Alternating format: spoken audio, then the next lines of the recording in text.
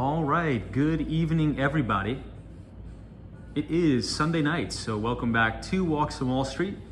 We are going to be doing our much anticipated Markets a Look Ahead live stream tonight. And tonight is September 11th, or today is September 11th, 2022. Obviously the anniversary of the horrible terrorist attacks. So obviously we are thinking about that at the forefront today. But I always like to sort of reframe how I think about 9/11, especially over the past couple years. And it's to just be thankful for sort of what I have, right? Thankful for our great first responders. We have the greatest police force in the entire world right here, the New York City Police Department, the NYPD, also the FDNY. So, I know today is a very sort of depressing day. It's definitely not a day to look forward to, but I sort of try to reframe it just to be sort of thankful for what I have and appreciate living in a great city with the fantastic men and women in the FDNY and NYPD ready and able to, answer the call of duty and help their fellow New Yorkers out. But tonight we are going to be going over the major events that will be coming up this week on Wall Street.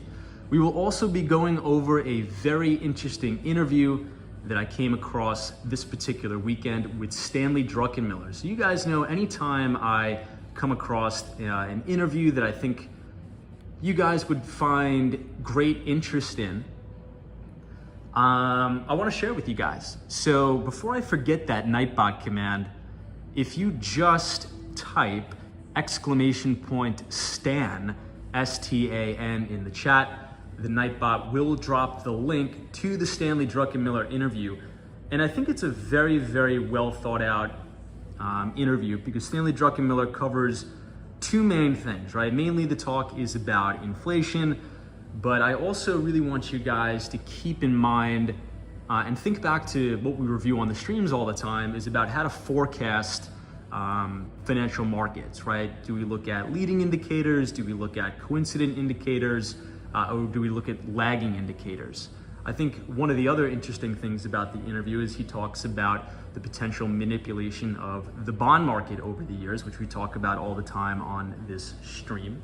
So we'll go into that a little bit. We're also gonna talk about Stanley Druckenmiller predicting a recession in 2023, and then we'll run down all the notable earnings reports and the like that is coming up this week on Wall Street. But before we do that, everybody, let's say hi to everybody in the chat. We have the one and only Solo401. Good to see you, Solo. Thank you for joining. I see Mike is here. Good to see you, Mike. Let me just get my backpack. I gotta make sure to bring an umbrella too, because I know it is going to be a very, very rainy and wet stream tonight. So we have to be prepared for that. We are once again in the office. X72 says, hey, howdy everybody. Wendy England, Vinny Castellano, Fred X is here. Good to see you. I see Otto, Leonandro. Who else do we have? Hey, we have EBITDA. Says, hey, Tom, hope you had a very nice weekend. Thoughts and prayers to everybody connected with 9/11 and God bless. I second that, EBITDA. Robert says, is this Wework? Yeah, this is the Wework office. I have to start the streams off in here because my computer, I gotta get a new computer. For some reason, it only works when it's plugged in, and that's the only way we could start the stream. Tom Barry is here. Wendy England, welcome, welcome. Good to see you. Team, let's head downstairs. We're gonna be walking down to Lower Manhattan tonight. And we may go out because whenever we get in the elevators, we usually have a little bit of an internet issue. So just bear with us here. Hellcat is here, says hello. Paul Greenwell, Jersey Girl, Golden's Dawn says, good evening, Tom. Looking forward to our walk. I'll see you guys.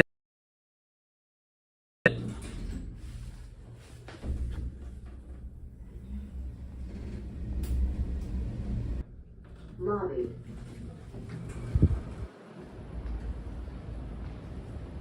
All right, here we go.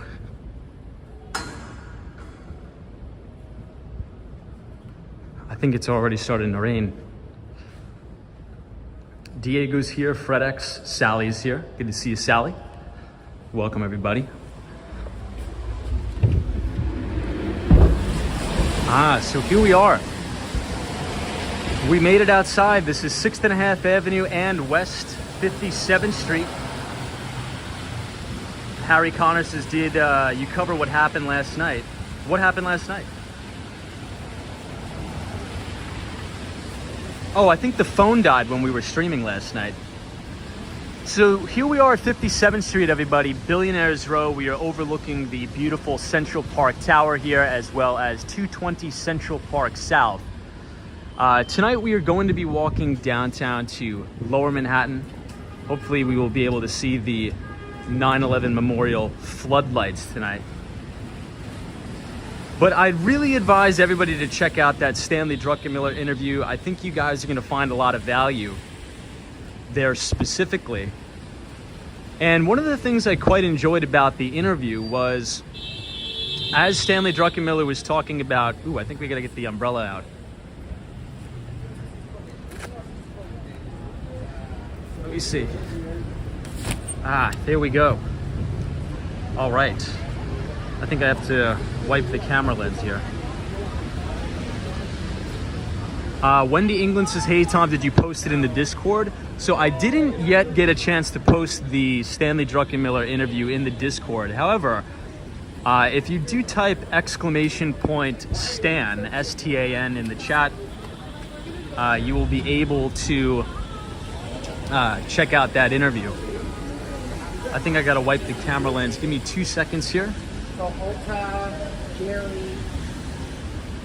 So it's been raining here pretty much all day in New York. I think it's gonna break about maybe in the next couple hours here. But just let me wipe the camera lens. Ibit says, when is the next skating stream?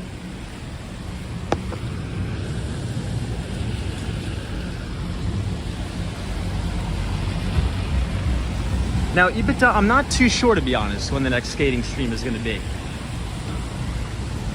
But hopefully soon. Hopefully soon, my friends.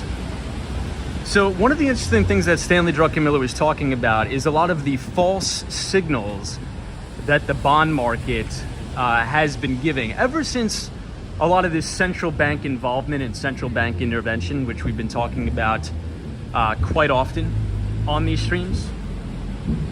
Z-Train says, Tom, I started reading Atomic Habits. Very eye-opening. Thank you for the recommendation. Yeah, no problem. I always like to, anytime I read a good book, I always like to share it with you guys. So glad you're enjoying it. But obviously, we always talk about looking to that 10-year U.S. Treasury yield as sort of a proxy of where roughly equities will probably go. And so one of the things Stanley Druckenmiller said is he's like, early in 2021, we had a pretty big movement in that 10-year U.S. Treasury yield where we were trading around 1.79% on the U.S. 10-year. And then we had a big move all the way down to about 1.15 on the U.S. 10-year. And one of the things that Stanley Druckenmiller said is, you know, a lot of his colleagues and counterparts were talking about how, the bond market is giving us a big signal here. But in actuality, if we really think about what was happening, it was just central bank intervention. It was the Federal Reserve getting in there and buying bonds. And we talk about this all the time, so it was interesting to have him bring that up in the interview and sort of explain his stance on this. Because obviously we know that bond yields and bond prices have an inverse correlation, right? So as bond yields move down, bond prices have to move up. So speaking about that particular movement in the bond market, where we had yields decline substantially, who do we think was in there buying bonds? Right? Probably not the average guy or average girl, maybe not even institutional investors, but it was central banks. So one of the things that, again, Stanley Druckenmiller was talking about is central banks have almost sort of corrupted these key economic signals, right? And we talk about this all the time about how really ever since the emergence, as we've sort of recovered from the great financial crisis or the 2008 financial crisis, we've been able to pull ourselves out of it because the central banks just go on a bond buying binge, in turn suppressing interest rates, right? So if you always have an actor out there, the Federal Reserve or any of the central banks, that continuously put a bid in the bond market, well, how could you ever rely on the bond market to give you a reliable signal? So as you guys go through that interview to check it out and watch it, it's roughly about 1 hour and 7 minutes. It's about an hour and 7 minutes, that particular interview. And maybe tomorrow when you're on your way to work, you could listen to it. But once again, if you type !Stan in the chat, the Nightbot will drop that link. Hey, Sanjib is here. Good to see you, my friend. Welcome, welcome. Wendy England says, Tom, I bet you wish you were in Miami tonight. Yeah, it's definitely a little bit of a windy and rainy night tonight here on the 21st anniversary of September 11th. John Roberts has made the victims of 9/11 rest in peace. Good to see you, John. I agree. R.Y. Davis is here. EBITDA says, Tom, do you ever look up fund managers 13F holdings like Druckenmiller, Paul Tudor Jones, Steve Cohen? Yeah, sometimes I do, for sure. But a lot of the times, I try to stay away from formulating my particular investment thesis solely based upon what some other notable fund manager is holding, right? I think at times that could potentially cloud my own thinking and maybe have me rely on my biases too much.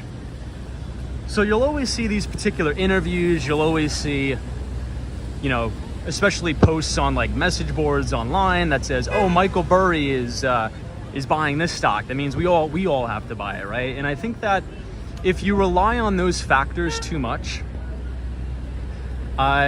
you sort of don't. I think the most important thing in the investment business is to become self-sufficient. Now, could you use that as, sort of a proxy to say, okay, there may be something here. Now let me go in and do my own financial modeling and do my own work. Yeah, 100%. But I don't really put too much credence and too much weight on that, in my view. But what about you? Hey, Laytha is here. Good to see you, Laytha. Welcome. I see FredX is here tonight. Connor. Eve says, good evening, Tom, and to all the viewers, God bless and stay safe. Thank you so much. The one and only blues writer is here. Connor says, hey, Tom, how are you? Currently have a terrible stuffy/runny nose, and I'm not even sick. I just sort of got through some of that stuff. Now, I thought it was allergies because I usually get allergies this time of year. Usually the first week of September, I always get clocked with the allergies. But I sort of had the same thing as you're describing. Just like, stuffy nose, runny nose at the same time. It was, it took me about a week to get over it, but I'm over it now. 305 is here. This is hello, thank you for streaming. Where are you headed today? So we are headed to the World Trade Center. So we started off the stream at 57th Street, Billionaires Row, and now we are walking downtown, down 6th Avenue. We are currently on West 52nd Street, but we are going to be walking all the way to Lower Manhattan tonight. Hey, my friend Cindy Foley is here. Good to see you, Cindy. Trust you had a good weekend so far. In the distance, you could see the very famous Radio City Music Hall. Penelope is here. Welcome, Penelope. Good to see you. Paul Tricky says, how you doing tonight? I'm doing good, Paul. I got a lot of work done tonight, which is good. Jessica and Lisa says, hello, what are your thoughts about the California housing market? So I'll give you my thoughts about the housing market in general. And I think this plays quite well into, the topic of the stream tonight. Obviously, we are going to get into our markets a look ahead live stream, but that interview with Stan Druckenmiller that I came across was very good, and he sort of talked about housing in general. And obviously one of the most important factors when we're talking about the housing market is rates, right? Is interest rates, so the cost of capital. So generally, as rates go up, the prices of homes and prices of properties will come down. So Stan Druckenmiller gave two statistics during his interview. And I'd like to share those two statistics with you all right now, because I think we can draw some very specific conclusions from those statistics. You know, one of the things I like about the rain in the city is it sort of cleans all the nonsense and all the debris off of the roads. But here's an interesting statistic for you all. So once inflation gets above 5%, it's never come down unless the Fed funds rate has gotten above CPI. So I'll say that one more time.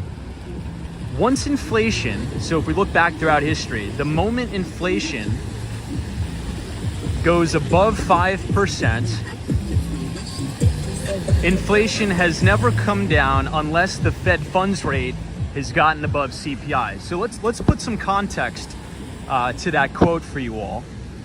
The most recent CPI number that we got was about 8.5%. Does anybody want to take a guess at what the current Fed funds rate is? Does anybody want to take a guess? And this will sort of address our housing conversation here. Radio City Music Hall is looking beautiful.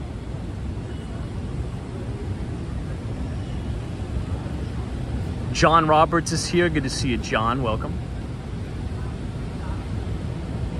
Yeah, so the Fed funds rate right now is 2.25% to 2.5%. That is the Fed funds rate right now. So if we think about that quote or that statistic, that once inflation goes above 5%, inflation has never come down or gone back to the Federal Reserve's target without the Fed funds rate going above CPI. So for some context there, the current Fed funds rate is 2.25% to 2.5%. So that would imply in this environment, now I'll explain myself further, but that would imply in this environment that the Fed funds rate needs to go above 8.5%. If we just base this on history. Now, I don't think that's gonna happen, okay? For a myriad of reasons, which I'll sort of explain my point of view. But I think that would make for cataclysmic ramifications in terms of massive defaults and massive bankruptcies. Now, oftentimes on the stream, we'll talk about a lot of these zombie companies which reside in the Russell 2000 and the like. So in my view, if interest rates ever went, if the Fed funds rate ever went to 8.5%, the damage would be so egregious that it would be quite crippling. So here's what I do think may happen. I think we'll start to see the CPI roll over, right? We've already seen the CPI roll over a little bit. This is the best halal food in the city, by the way. We've already seen the headline CPI number roll over, right? Because that is inclusive of the very volatile food and energy.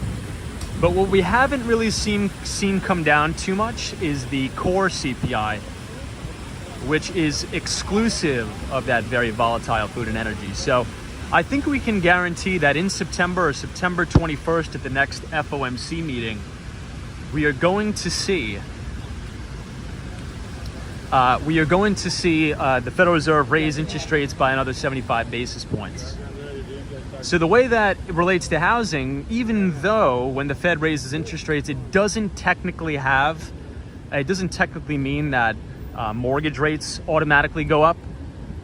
But what it does mean is, the 10-year U.S. Treasury yield is going to go up, in which case that 30-year fixed rate mortgage pretty much moves in lockstep with that 10-year U.S. Treasury yield. So if we think about what's already happening in the housing market, if we revert back to that Stanley Druckenmiller interview, one of the things that he always sort of tells us to look for are leading indicators. And one of the leading indicators in the housing market is by looking at the stock performance of the home builders. And the home builders have pretty much rolled over here.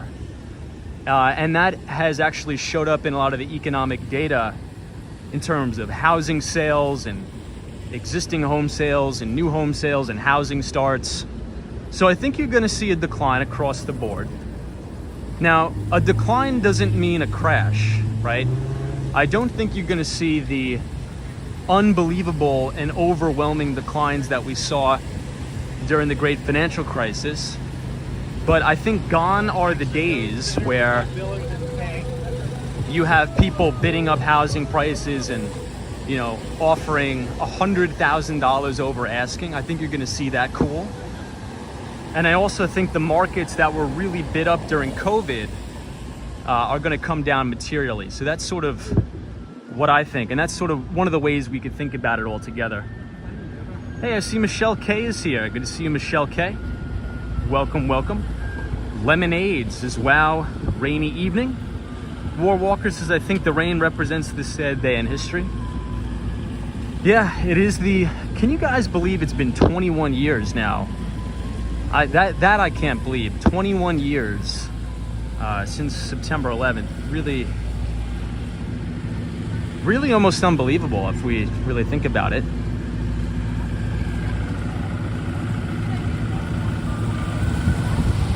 Connor says, War Walker, that's what I was thinking.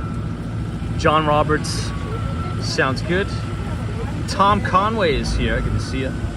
Golden's Dawn says, love the red, white, and blue fountain for 9/11 Memorial. I do as well.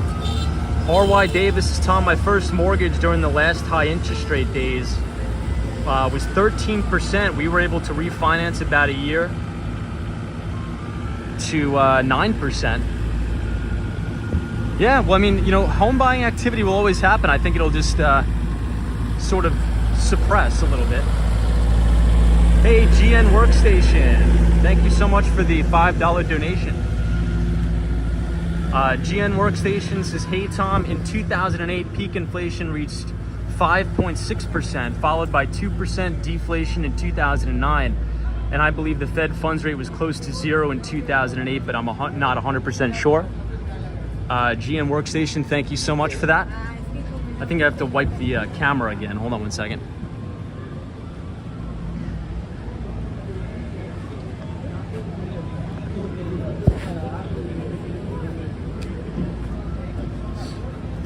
GN Workstation, I think you're correct. And all this talk about, are we going to have a soft landing or are we going to have a hard landing? Now, I think the last successful soft landing was in 1994. So 94 to 95. So before I was born. And it sort of goes along with all of the historical data that we have, right? That we just explained. When the Fed funds rate is above 5%, inflation has never been tamed unless Fed funds rate actually comes down or goes above CPI. But in addition to that, here's the number 2 quote from the Stanley Druckenmiller interview. It says that once inflation got above 5%, it's never been tamed without a recession. Think about that for a minute. So let's think about that. Once inflation goes above 5%, it has never been tamed without a recession. Now, many people would argue that we're in a recession right now. And I think these debates tend to get very heated because for some reason, anytime we talk about recessions, it automatically now becomes political because I think, things are too polarized. But recessions aren't the boogeyman, and I think I've sort of explained my position on this, all the time. Let's say if, a Republican was in office right now, nobody would ever be calling a recession if you're a Republican.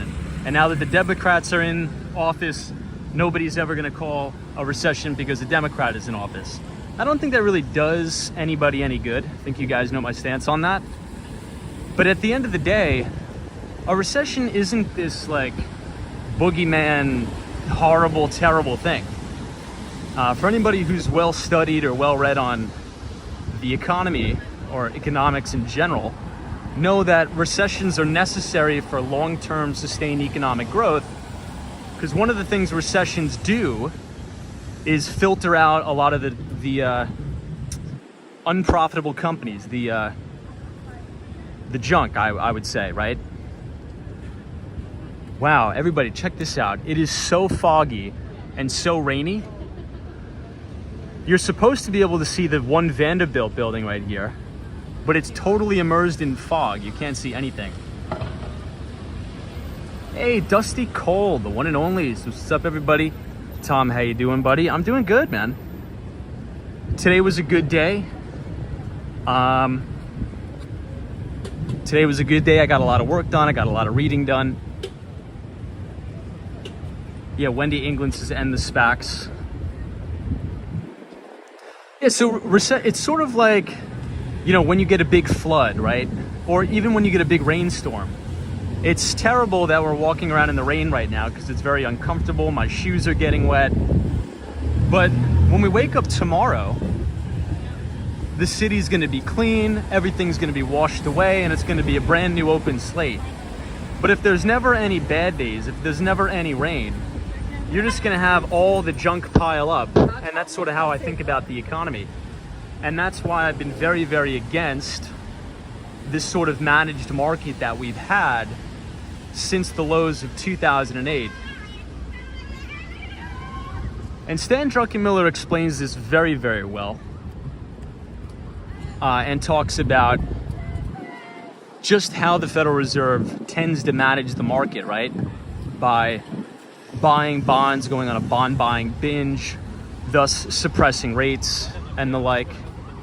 And when rates are low, it allows poorly operated companies to survive, because they can essentially borrow cash in perpetuity to service their existing debts. So team, we are outside the Bank of America Tower. If you look right here, this is supposed to be the Empire State Building. You could sort of see the silhouette of the blue on the Empire here. Almost see it. Hey, NMB 045 says, what's up, Tom? I hope you had a great weekend, and I wish you a great work week ahead. Thank you so much. PB on the go says, hello there from Nebraska.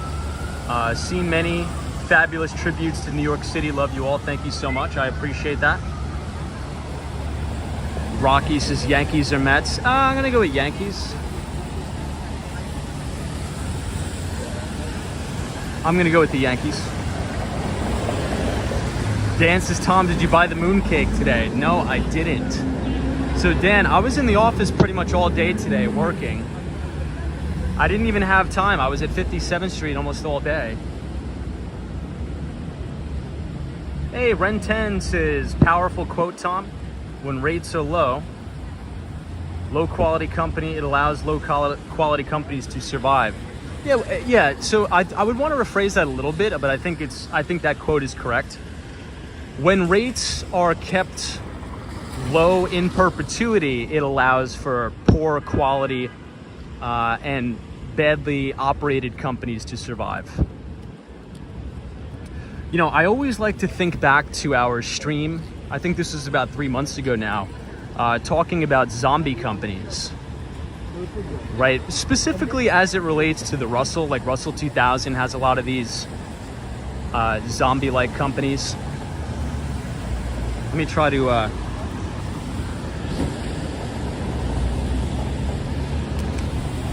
I have a feeling we're going to be wiping the camera lens almost every 2 seconds. Hey, Thomas Rager is here. Good to see you, Thomas. We are walking outside the Salesforce Tower. Outside Whole Foods Market as well.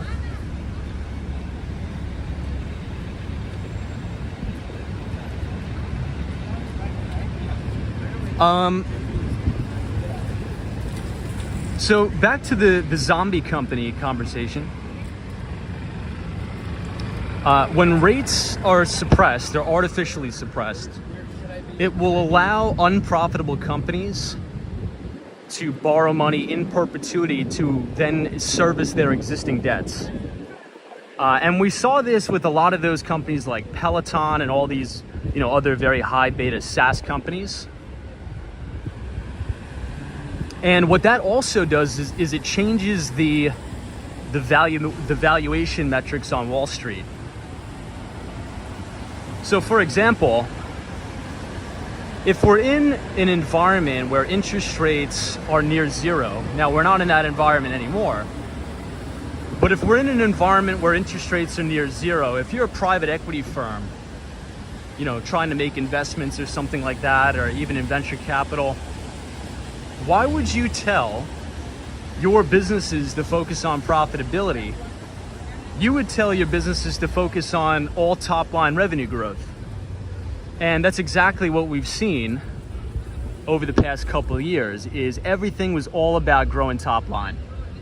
Everything was, don't focus on profitability now, focus on going out there and grabbing market share, and profits will come later, because as you acquire those customers and as you keep those customers and grow your ARR, which is annual reoccurring revenue, then down the line, then you can go back and start to cut costs, trim a lot of the fat in the organization, and so on. But now that we're in an environment where rates are going up and the Federal Reserve is coming out here clearly saying that QE is over, quantitative tightening is here, and they won't stop until inflation is killed. Well, you've had a crazy re-rating in the marketplace. And we've seen this starting in January of this year, right? We entered this decline, I believe, on January 4th. So if you've worked in banking, or maybe you just invest your own money and you build these financial models, one of the things you have to take into consideration is the discount rate. And as interest rates move up, the value of companies' earnings in the future fluctuate with the discount rate. Right? Bill Ackman did a really good interview where he said pretty much the only main thing that you need to know in the investment business is how to evaluate businesses' cash flows in the future. Right? Hence why many people will build discounted cash flow models. So a lot of these unprofitable software companies, or maybe they have very little profits right now and they're projecting large amounts of profits in the future. Well, as interest rates go up, those future profits are now worth less today. So there needs to be a re-rating that happens. And I think much of that re-rating has already happened. I mean, you choose any enterprise software company you want. We'll talk about it. Let me cross the street here. Especially the high flyers during COVID. Zoom crushed, clocked, down 90%. ServiceNow, which is a great company, by the way. I actually think it may be bottoming. Down 40%. Twilio, down 60%. Really, any SaaS company has been pummeled. So I always say, I wrote about this in the Behind the Street newsletter, maybe about, right as the market was rolling over. Once interest rates start to creep up, the first soldiers to go, as I like to call it, I say the first soldiers to go in the market are the junk, the high flyers. All of these SPACs, these special purpose acquisition companies, crushed. Many of them went out of business. And then the last sort of soldiers to fall are the big mega cap tech companies. So once we saw Apple, once we saw Microsoft, once we saw Alphabet start to roll over here, that's when the indices started to fall and roll over and crack. That's when you saw the S&P 500 waterfall. You saw the NASDAQ get crushed, the Dow Jones Industrial Average, because these indices are market capitalization weighted. So if you think about a company like Apple, I think Apple now is 7% of the entire S&P. Think about that. So you can pretty much guarantee that if Apple makes a pretty big move in the market, the S&P will probably be rather influenced in one way or the other. Hey everybody, we have Sophie M is here. So sending love in memory of all that lost their lives. Sophie, thank you so much for that. I appreciate it. Sophie is our good friend from Australia. Always a pleasure to see you, Sophie. Z-Train says, in my honest opinion, SPAC equals trash. Well, in many cases, I think I would have to agree with you. And we've done many live streams on this, sort of going through the SPAC mania. In my opinion, SPAC mania was really an opportunity for many of the investment banks just to make a ton of money in fee income.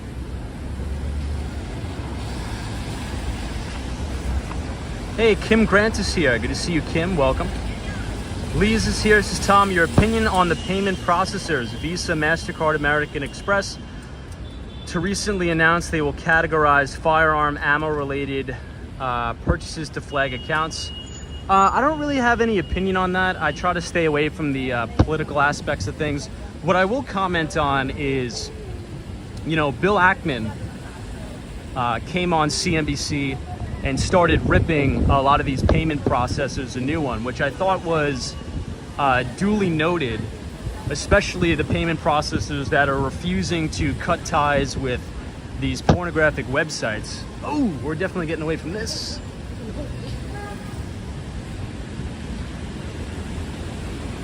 All right, let's get away here. We got crying babies, we got fights. The last thing I need is a knife in my chest tonight. I forgot what I was saying. I apologize. I lost track. Oh, we were talking about payment processors. Beautiful mural here.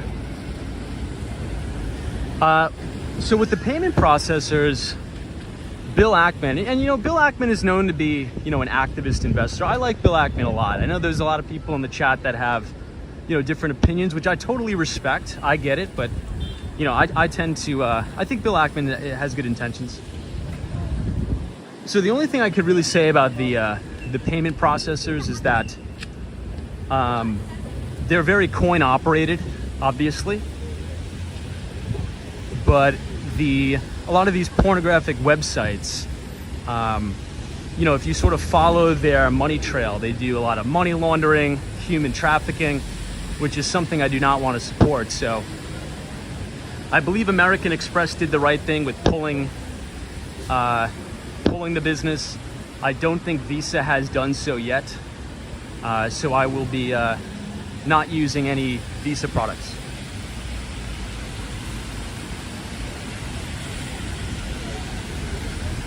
Dan Zank says, oh, some guy stealing from Dwayne Reed. That's unfortunate.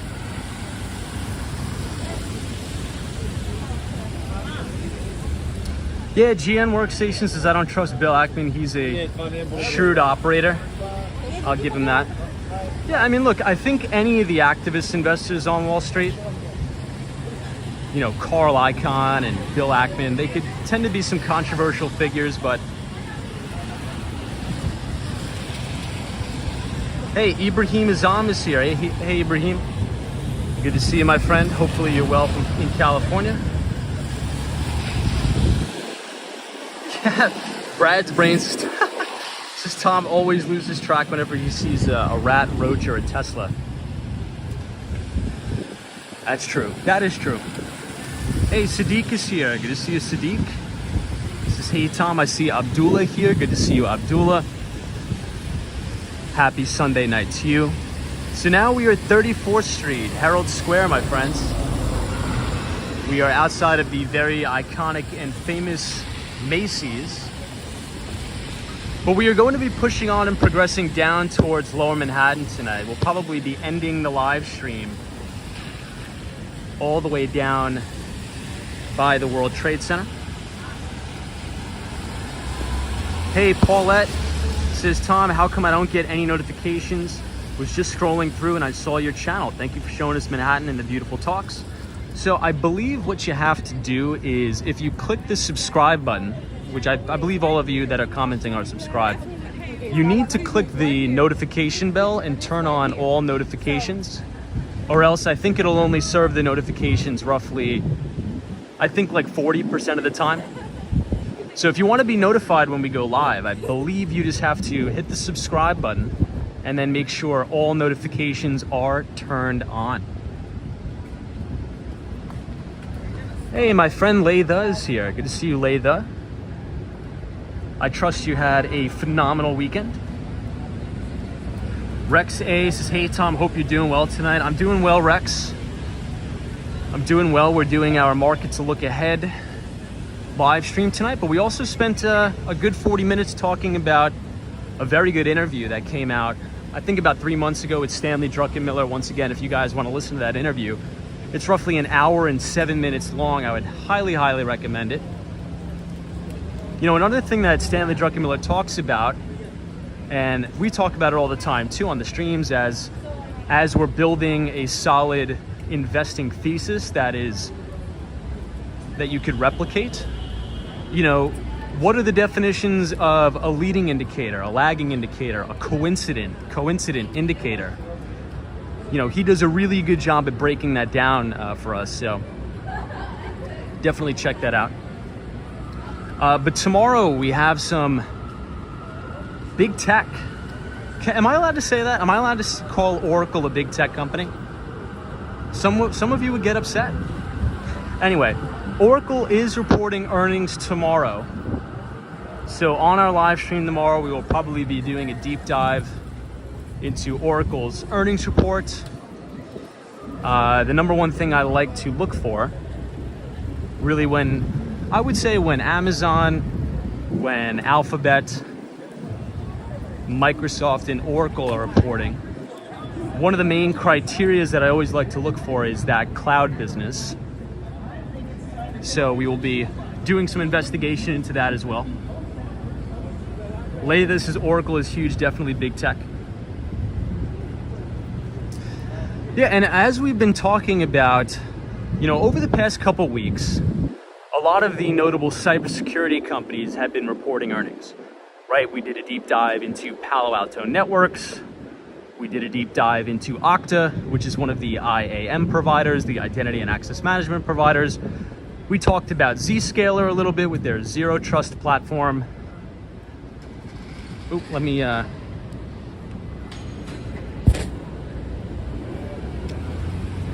just bear with us, everybody. We're gonna have to be wiping the lens a lot tonight.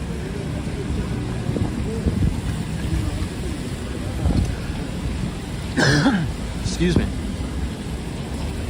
So if we think about how wide area networks were built over the years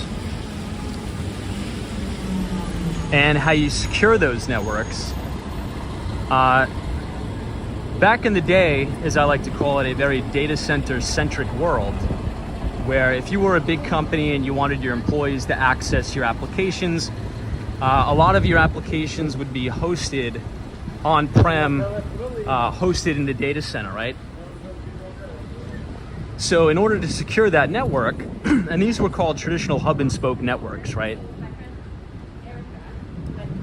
In order to secure that particular network, what'd you do? Right, you threw up a firewall and you said, okay, anything on the outside of this firewall is deemed unsafe. It is malicious, we don't like it. And anything on the inside of the firewall is good to go. It's safe, everything is fine. Well, what is one of the revolutionary changes that we've been talking about and that has swept the globe over the last, let's say, 10 years, that has changed the game? And that is cloud computing. So a lot of your internal applications that you may use are now distributed via SaaS, right? Software as a service, or through public cloud. So a public cloud could be like, you know, like an IaaS or infrastructure as a service, your Azures, your AWS.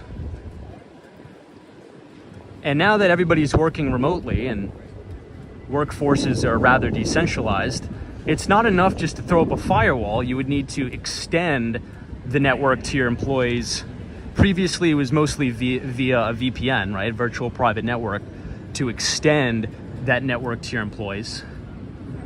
And then you also extend that network to the public clouds.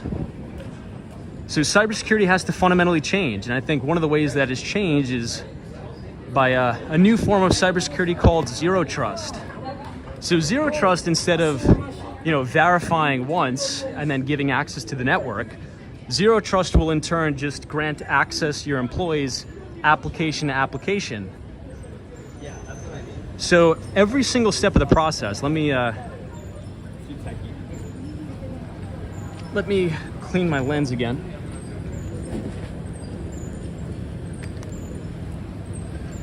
So every single step of the process, your cybersecurity is verifying your network.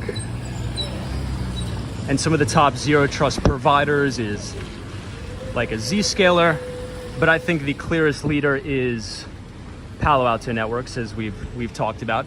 So Oracle will be one to watch for tomorrow. We'll cover that. 2 Barnacles this year. Good to see you. Blues Writer, welcome. Sunshine After Rain. Warwalker says no ferry tonight. Yeah, not tonight, Warwalker. It's quite the rainy and miserable night. And I don't know if we'll have time to do the ferry. If it wasn't raining, we probably would do the ferry, but just not now. Steph Wright is here. Good to see you, Steph.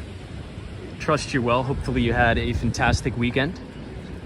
Thank you for being here as always. We are walking downtown towards the World Trade Center. We are now at West 28th Street.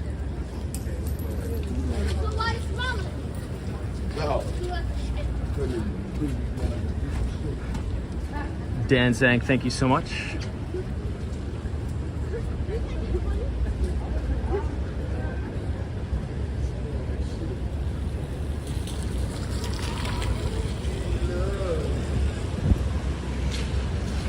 So a piece of economic data that we're going to be getting out this week is the PPI. And that is one of the metrics that the Federal Reserve is going to be looking at quite closely. Well, let me get out of this area. It's rather windy. Hey, Prince Ice is here. Welcome, welcome. Golden Dawn says thank you so much for doing this, Tom. No problem. Thank you for being here. I appreciate it. Yeah, FredX, that is correct, dude. We got to do that again. That was fun. We haven't been on the High Line in a long, long time. Maybe we'll do that tomorrow again if it's not raining. Hopefully it's not raining. We'll see.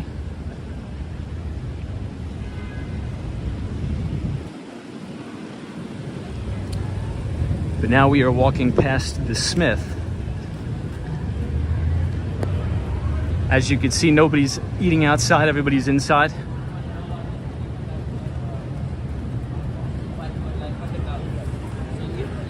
Daryl says, Tom, AK is live in Brooklyn, New York. Very nice. Love that. I may have some updates in relation to Brooklyn, but I'll keep that for maybe in October. We'll talk about that. So this is the gelato place that's always slam packed. But obviously, due to the weather, not looking so nice tonight.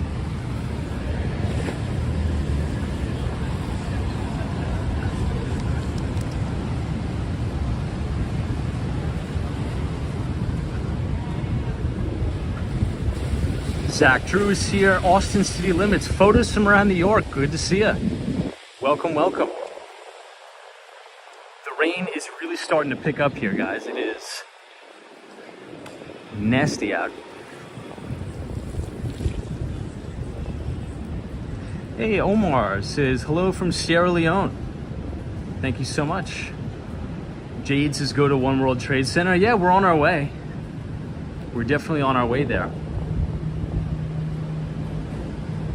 One of the things that I like to think about, and I think I said this on the beginning of the live stream, I think on days like today, it's best to sort of reframe the situation, because September 11th is always a very somber and depressing day. So over the past couple of years, I've been sort of thinking about it a little bit differently.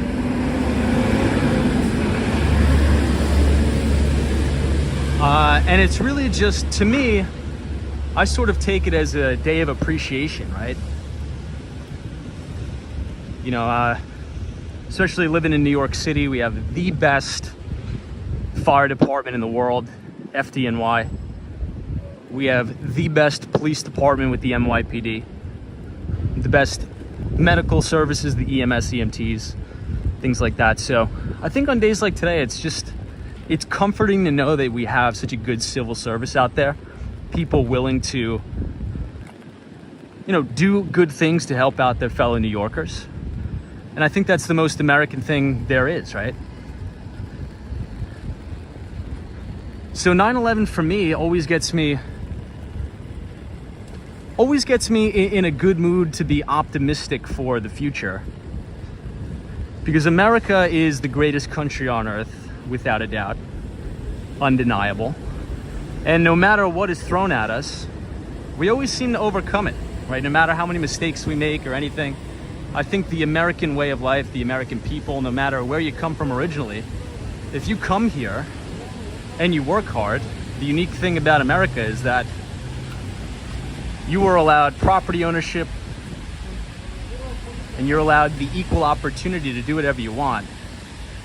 And we wouldn't have those opportunities unless we have fantastic people like the people in our military, the people in the FDNY, specific to New York, as well as the NYPD. So I am extremely thankful to have those guys and girls on our side. But team, we are now at West 23rd Street. We are overlooking the Flatiron building here on the corner of 5th Avenue. Obviously, we have all the scaffolding up, which is unfortunate. You know, but we'll cross the street on 23rd Street and we'll see if we could see the Empire State Building. Probably can't because it's so cloudy and it's so rainy. Hey, JD Fisher is here. Good to see you, JD. Always a pleasure. Yeah, guys, check this out. You can't even see the Empire State Building at all. Hey, Charles Hong says, happy Sunday, Tom from DC. Did you have a good weekend? Yeah, I had a fantastic weekend, Charles. I trust you had a good weekend as well. If you look straight ahead, usually we'll be able to see the Empire State Building, but we can't see anything tonight. It is a rainy, nasty one out tonight. Mike says, is Italy open? I think Italy just closed. I think Italy closes around 9:30.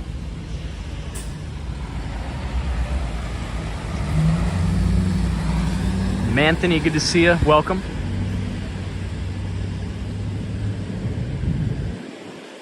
All right, we just made the light.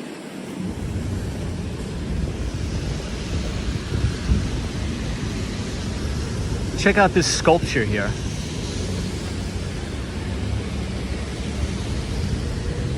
All right, team. I'm gonna put you guys down on this little thing for a minute.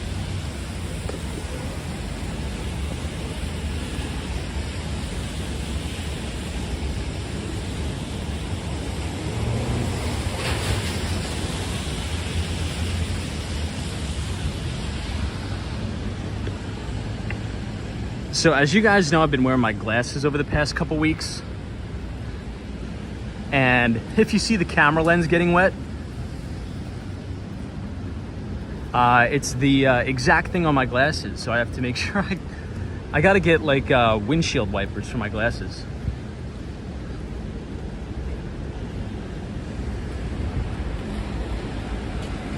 Yep, still can't see the Empire.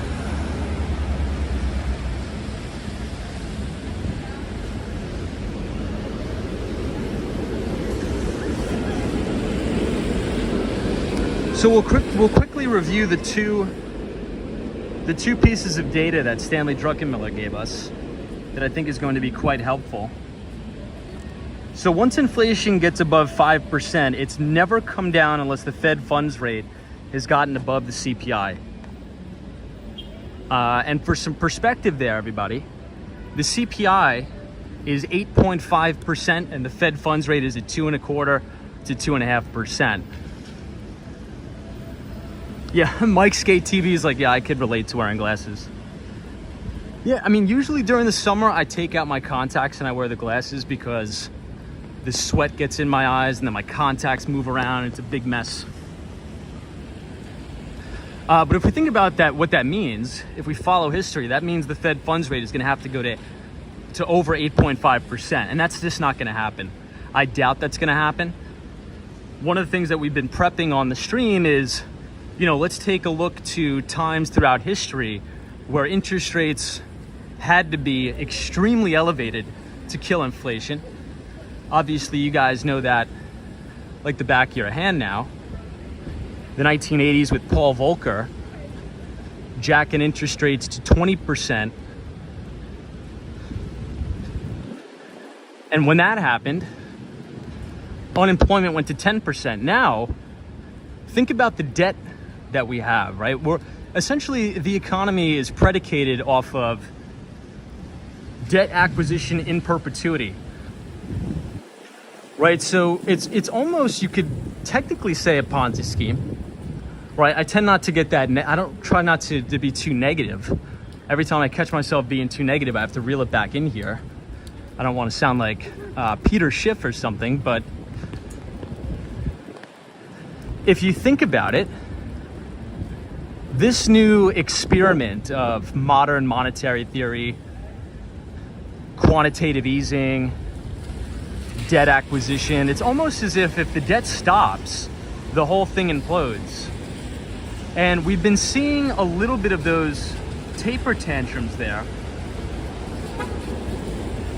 and temper tantrums from the market as these crazy volatile swings in the bond market, liquidity drying up, right? Quantitative tightening is literally that, is the dry up in liquidity in the market. So during quantitative easing, the Federal Reserve is quite literally giving money to the banks so they could readily distribute that to you and me and lend so people could start businesses, maybe want to buy products and services. But once that spigot seems to be turned off, it seems like the system doesn't know how to function. You know, I sort of like to equate it to an addict, right? If you're addicted to a substance or addicted to heroin, once you get off that, it's very, very, once you get on it, it's very, very hard to get off. And that's sort of why we are in this uncharted territory here in the financial markets, because since the lows of 2008, we've been printing so much money and acquiring so much debt that I don't know what's going to happen when it comes time to unwind this. I gotta wipe the camera again.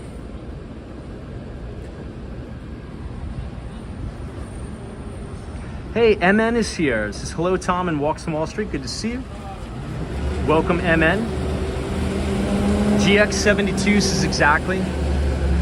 Good to see you, GX72. Bernie Williams is here.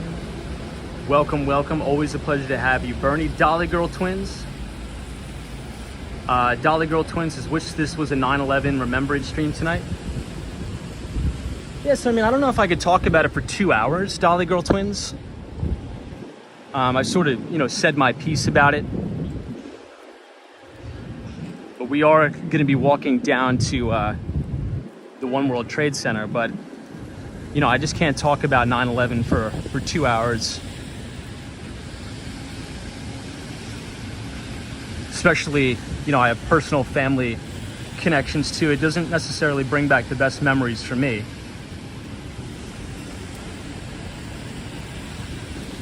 Hey, Cayenne Pacific is here. This is howdy and good evening. Good to see you. I trust that you're well.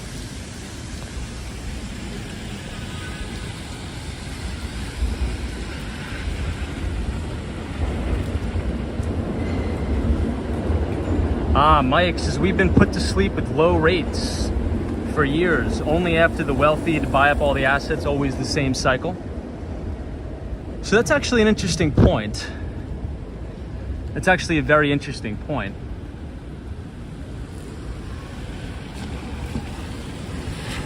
You know, one of the things that we were talking about that actually is exactly what your comment was,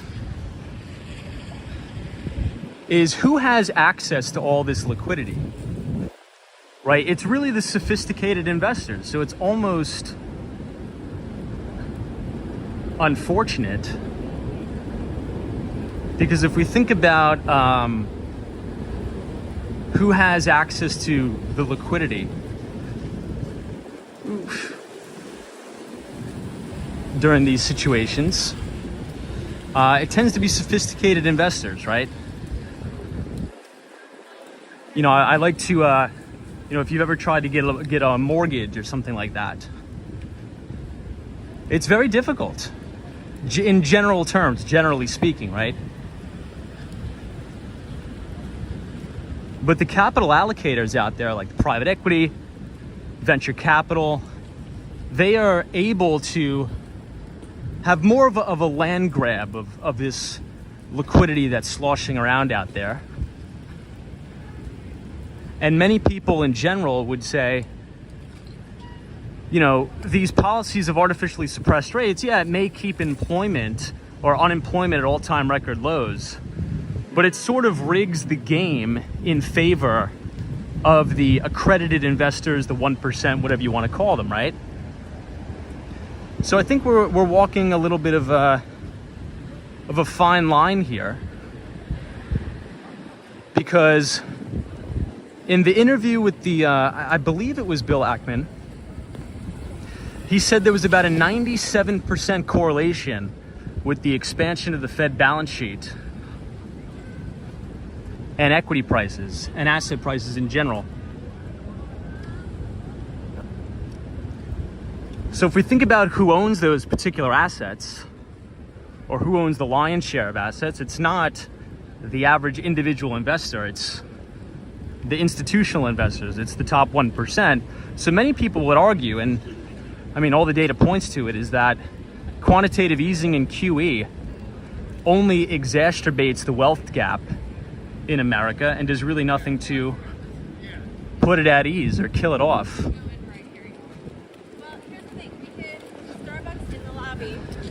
Man, it is pouring right now. But if you guys are enjoying tonight's live stream, feel free to leave a like on the video and hit the subscribe button if you're new. We usually do these live streams about 5 days a week between New York City and Miami. We'd love to have you a part.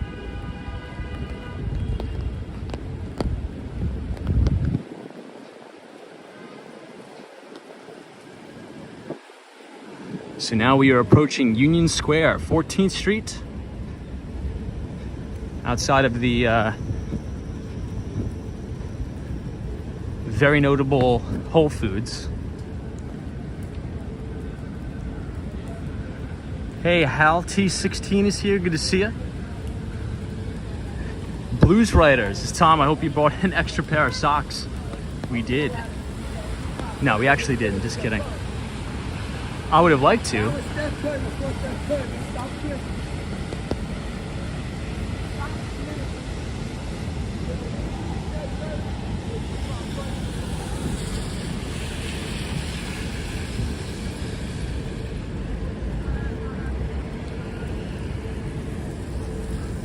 All right, 14th Street. We are almost halfway there, everybody. Hey, Jimmy Tavares, is how were 9/11 activities today? Yeah, there were pretty much memorials all over the city. There were some out on Long Island.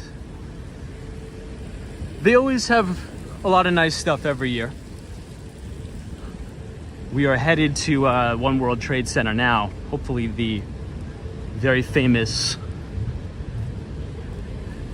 memorial lights are on. We saw them a little bit yesterday, but I think it'd be nice to see them tonight, obviously, for 9/11. Erica says, I like to see the color lights in the rainy night. Yeah, it definitely makes for nice videos, especially for those like ASMR type videos.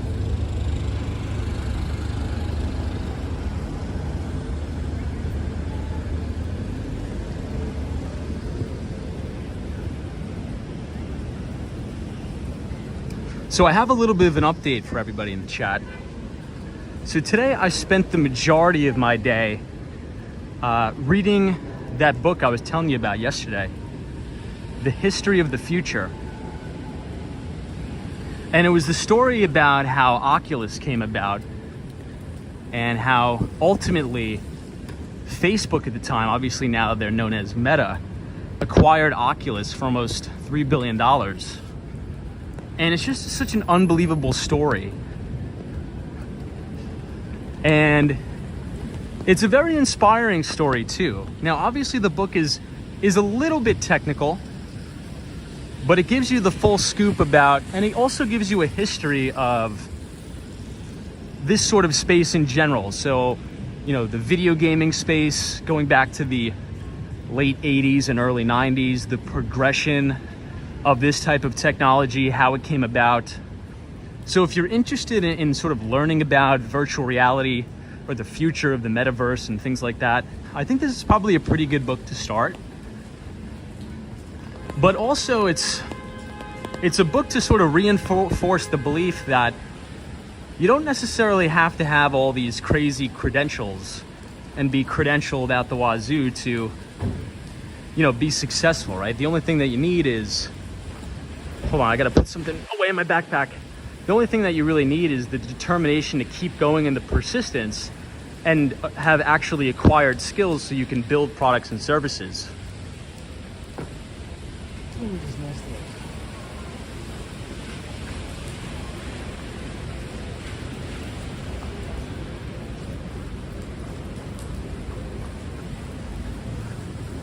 So for anybody who hasn't picked up that book, I'd get it. History of the Future. Let me try to wipe the lens.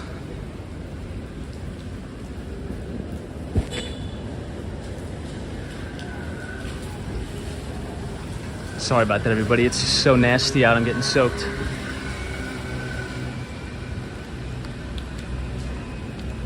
Those dogs were adorable, by the way. All right, now we are headed near NYU, New York University Place in East 12th Street, as we make our way downtown. Yes, Wendy England.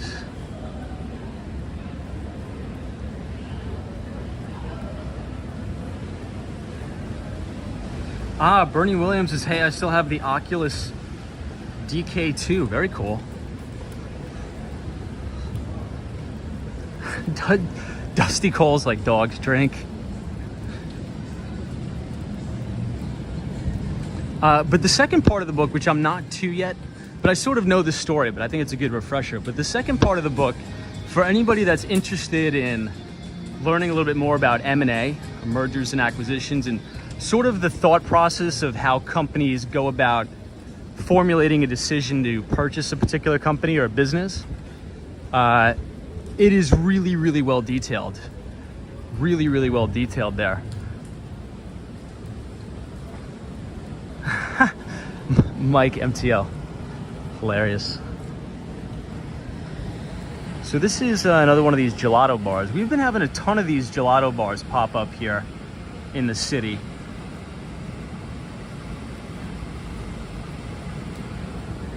I may have to try one night, but you guys want to know something crazy?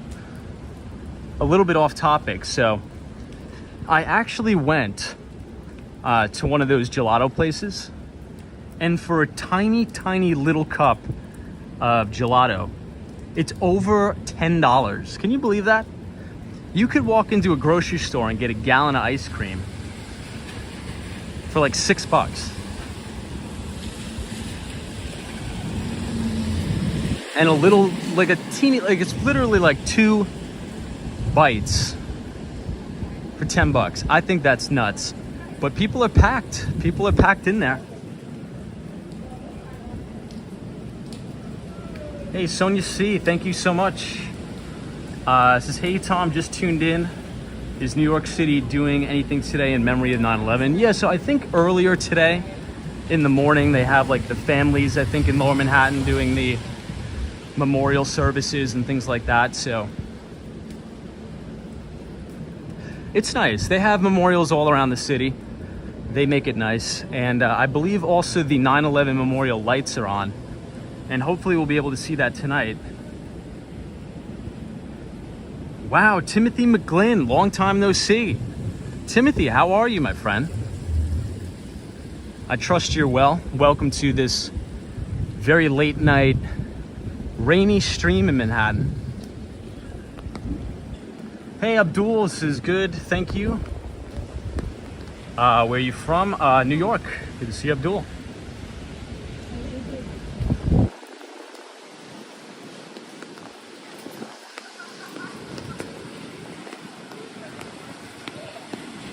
Whoa, Dan, really? $10 for a bubble tea, jeez. Ooh, that was a huge puddle. Hey, Brian Reyes says, hey, I'm new, good to see you, Brian. Thank you for joining the stream on this very rainy night in Manhattan. We are coming up on Washington Square Park.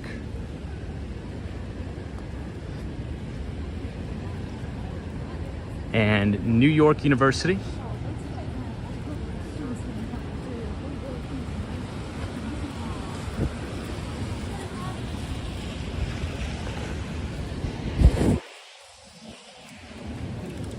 Oh my God.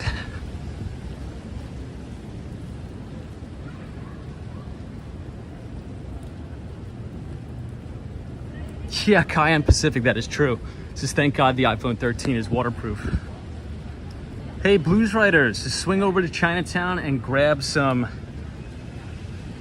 counterfeit Bahamas on me. Thank you so much, my friend. I appreciate that. Thank you for the $5 donation. Much appreciated. Blues Rider, and I hopefully you have a fantastic beginning of the week. Worries says, hey Tom, any tips for maintaining a second residence in New York City? I also have a place in Miami. Any tips for maintaining a second residence in New York City? Could you expand upon that a little bit more? Are you talking about maybe do you want to rent it out? Is that what you're sort of getting at?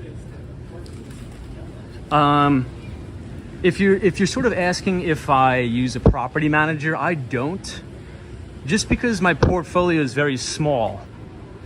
I think as I grow to maybe like 15 to 20 doors, I'll probably hire some sort of a property manager to, manage those properties, but I only have one property now, and it seems to be quite manageable, very easy to manage. Ooh, we finally get a break from the rain. Oh, says you're being forced to return to the office. So which office are you being forced to return to, in New York City or in Miami? So that's actually interesting. Hold on, my screen is soaking wet. Alja. Hopefully I'm not pronouncing your name wrong, but what I would say is you could probably just rent it out. Okay, so I would assume you would rent out your Miami place. Okay, so this is interesting because one of my friends brought this up and we actually talked about it the other night on the stream.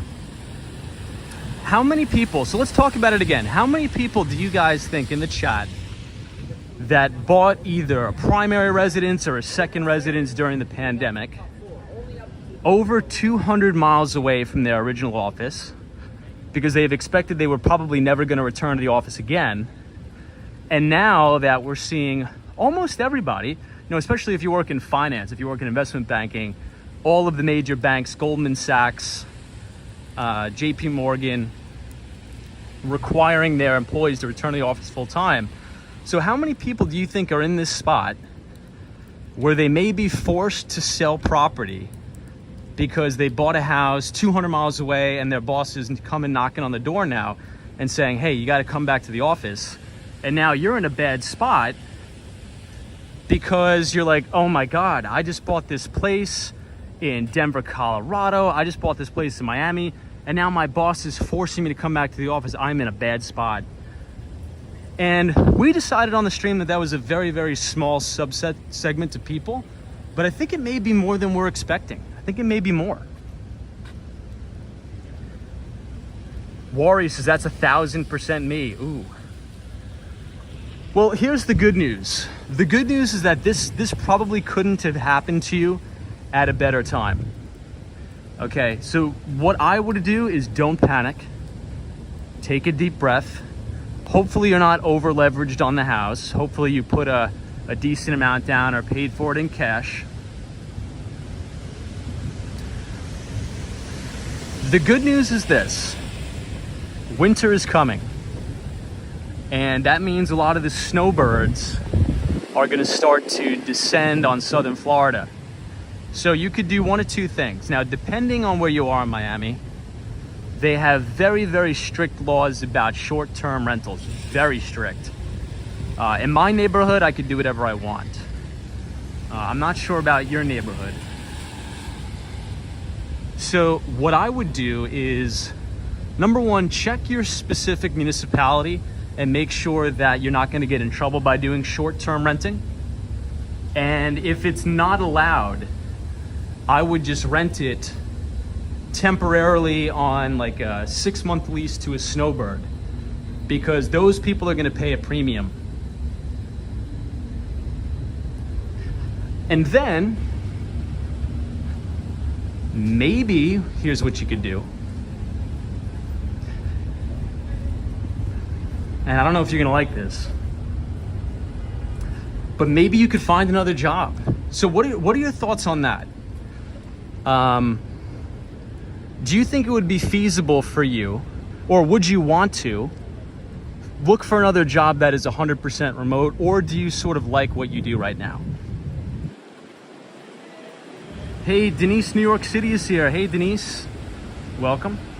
Hey, Lee says the state of Florida will eventually have preemption. There's too much money at stake. Good to see you, Lee.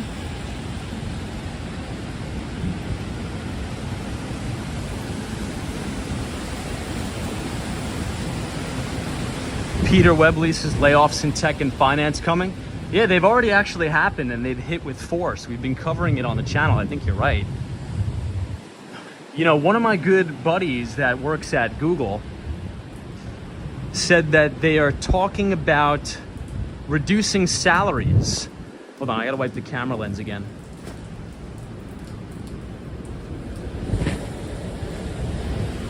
So Google is potentially talking about reducing salaries here.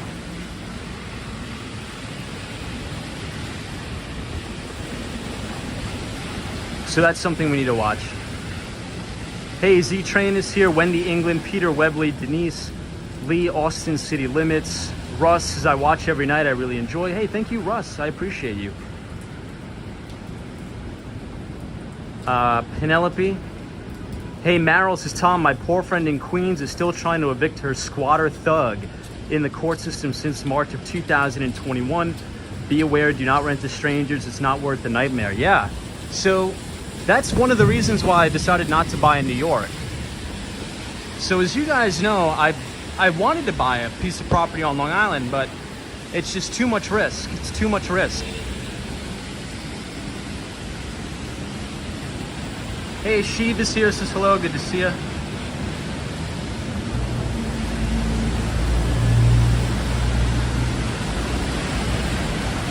Says love what I do. They paid $40K lump sum for repo. After 1 year, I plan to return to Florida. Yeah, so you could always just rent it out, my friend. There's no big deal about renting it out. You know, I'll give you some numbers for perspective here. So my mortgage, and with the taxes, insurance, and everything, is about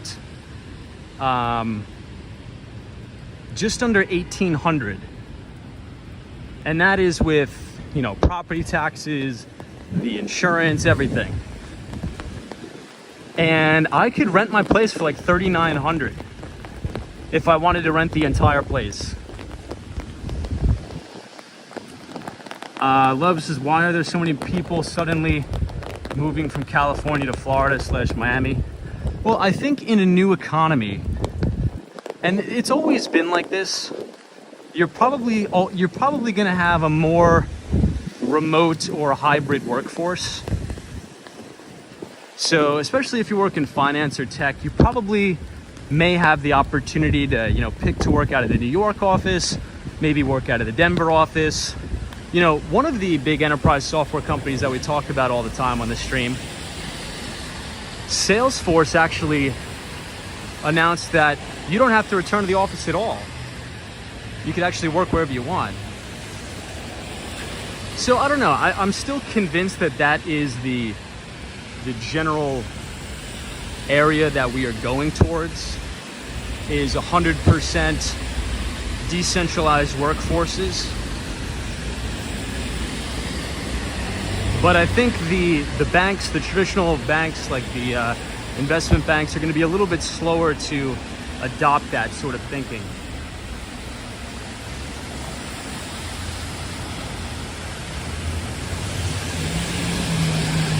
Erica says, is it cold in New York? Not too bad. It's not too bad here. It's probably like 70 degrees. The rain definitely makes it a little bit colder. All right, team, this is Bleecker Street.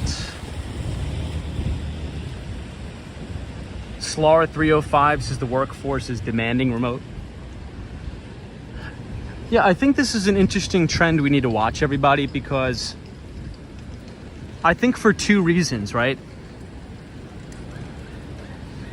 I think the biggest reason is that right now, still, the employees have a lot of the bargaining power. I think as time continues or as time goes on, I think the employers are going to start to regain a lot of that bargaining power.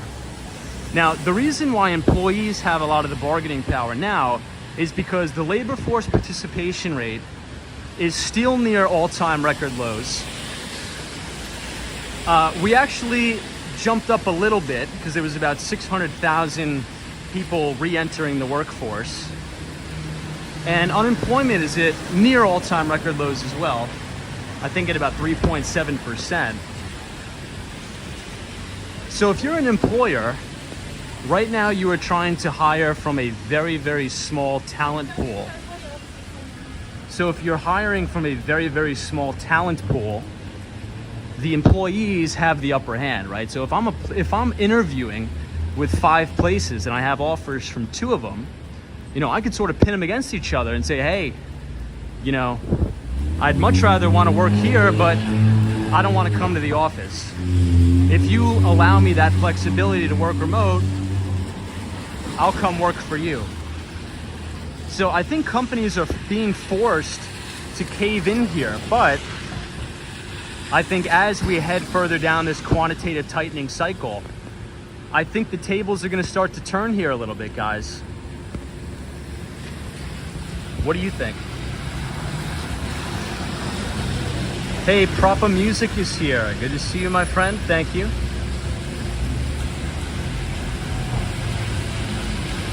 Slower 305 says if you don't offer remote work, people will decline jobs or ask for thousands more in pay. Yeah, it seems that right now they're doing that. I think you're 100% right.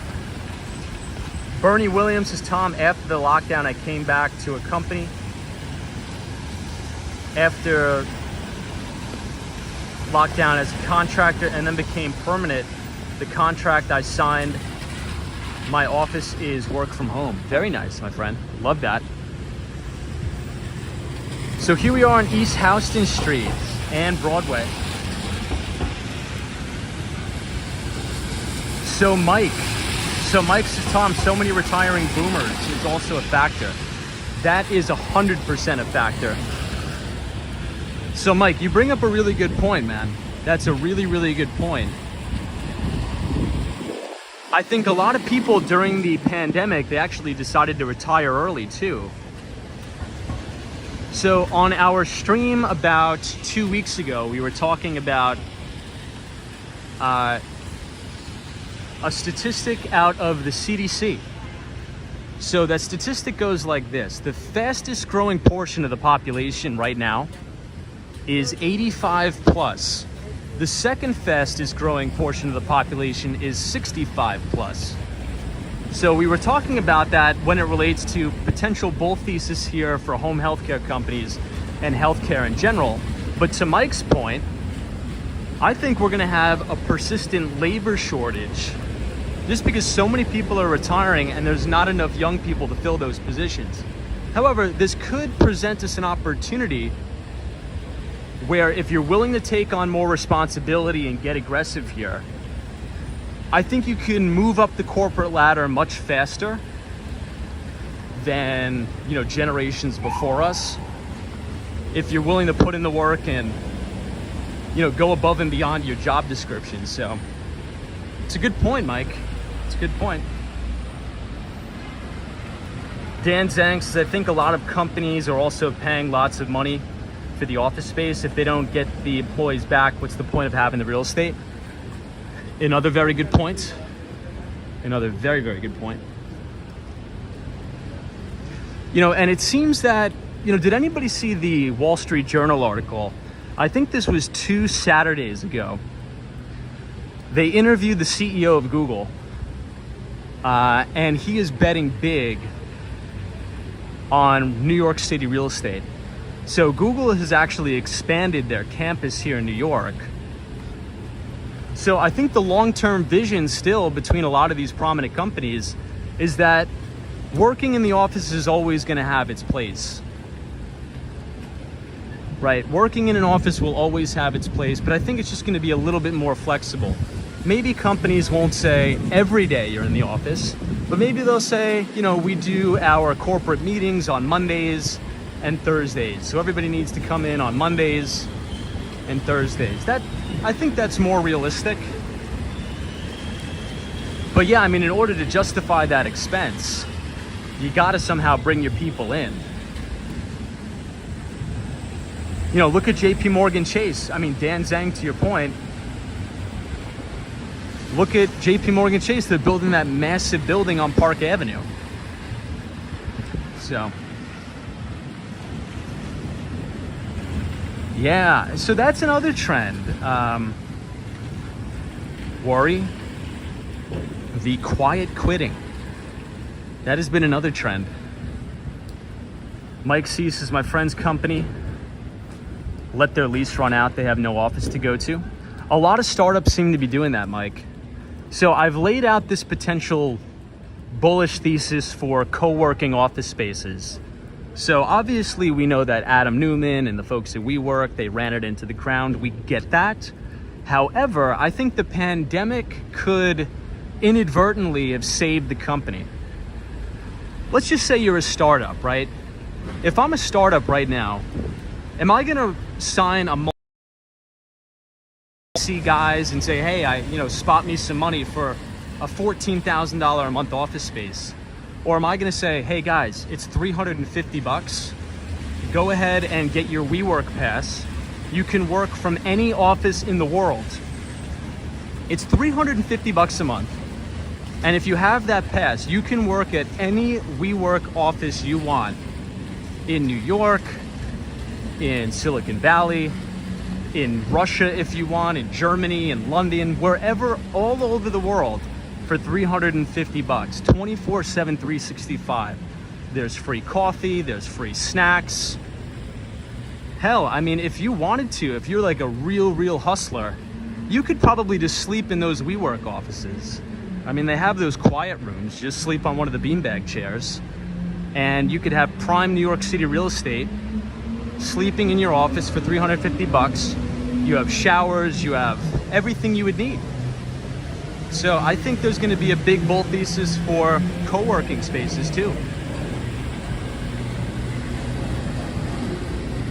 Hey, Canal Ninja is here. Says hello from Ninja. Welcome, my friend. Thank you for joining. We are walking through Soho. Check out how beautiful this scaffolding is on these buildings. Love it.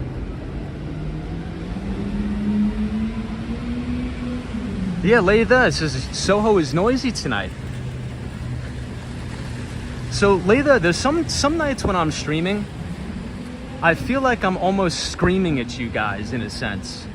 And I'm not sure if it's noticeable on your end, but for me, when there's garbage trucks clanging and banging all over the place, construction workers are ripping up the road, it's like my ears are ringing. So I feel like I'm screaming at you guys. So if I'm screaming, I apologize.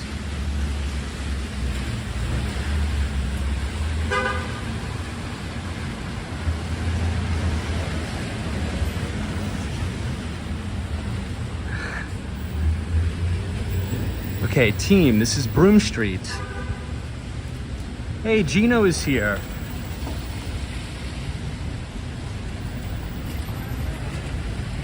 Hey, Mike says, I love watching your live streams. New York is great, I'm in California. What's up, Mike? Ooh, a Tesla, nice.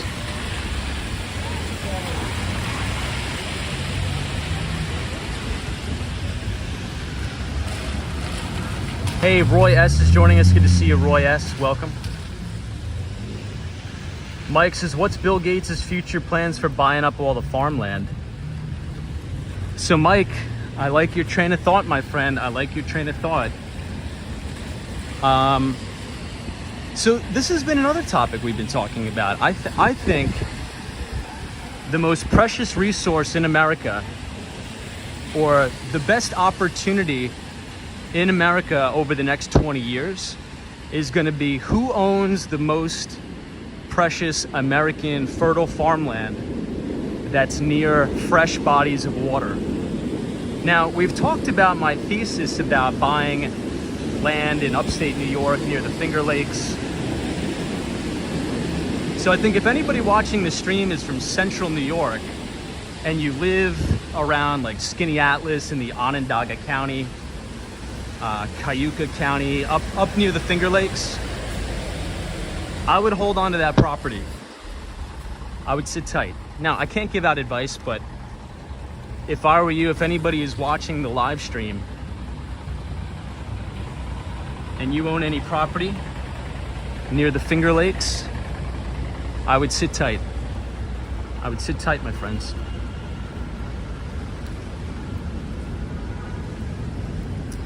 Yeah, Dan Zhang says, Tom, the oil price could be interesting in the coming week due to the new round in China lockdowns. Dan, you gotta watch that Stanley Druckenmiller interview. So if you type !Stan, S-T-A-N in the chat, this is exactly sort of what Stan Druckenmiller was alluding to as he sort of predicts a recession for 2023.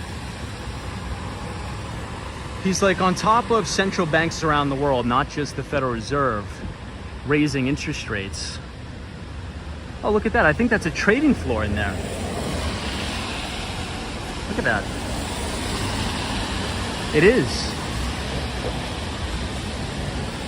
Wow. That's so cool. I think somebody, maybe it's like a hedge fund or something in there. That's so cool. Did anybody see that? It's like ticker tape. So one of the things that Stanley Druckenmiller was saying that could potentially plunge us into a recession is obviously quantitative tightening. But number two, he's like, how can the global economy remain stable when we continuously have this zero COVID policy with China shutting down factories at a whim? And obviously that's why we're seeing a lot of the supply chain become domesticated now. But Stan Druckenmiller explains it very well. I think you're onto something.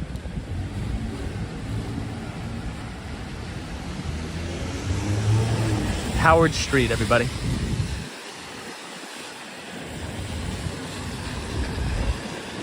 So we are almost now at Canal Street. So if you follow Canal Street, it'll take you all the way into Chinatown near the Manhattan Bridge. But tonight we're going to continue walking all the way downtown to the One World Trade Center.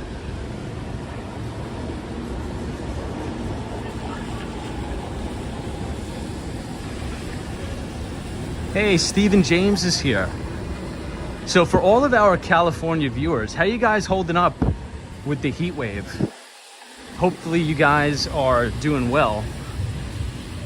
Now, a lot of my buddies in California were telling me that they were getting text messages from the government to tell them to conserve the electricity. What the heck was that guy doing? To tell them to conserve the electricity because the power could potentially go out. But thank God the power never went out, so that's good news. Hey, Travelnistas, it rained yesterday. Good to see you, Travelnista.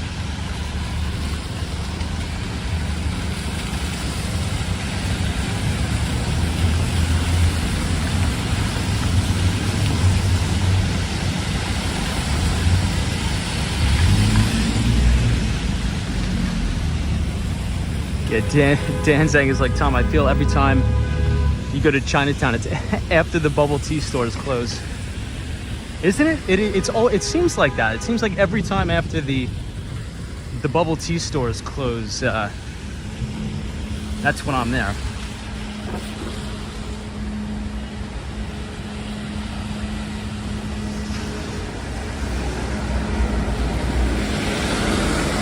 Cena NSN, good to see you.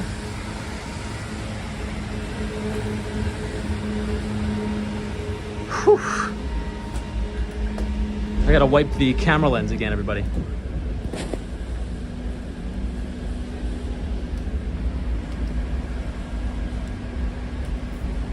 GX72 says, Tom, have you ever slept at your office? Yeah, many times. Many times. Mostly I've slept at the office. Beautiful Tesla here. Love that. 10 out of 10. So many times that I sleep in the office, it's usually due to like a weather event. So sometimes when we have those crazy snowstorms here in New York, the Long Island Railroad will shut down at midnight. And if I'm either live streaming or if I'm doing work late at night, I gotta sleep in the office. But it's actually not as bad as you'd think. It's not bad. It's actually pretty good.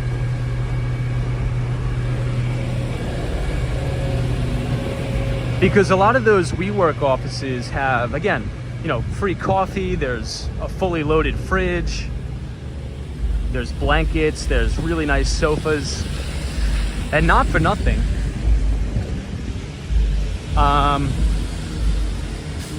the sofas in the WeWork offices are much more comfortable than my regular bed.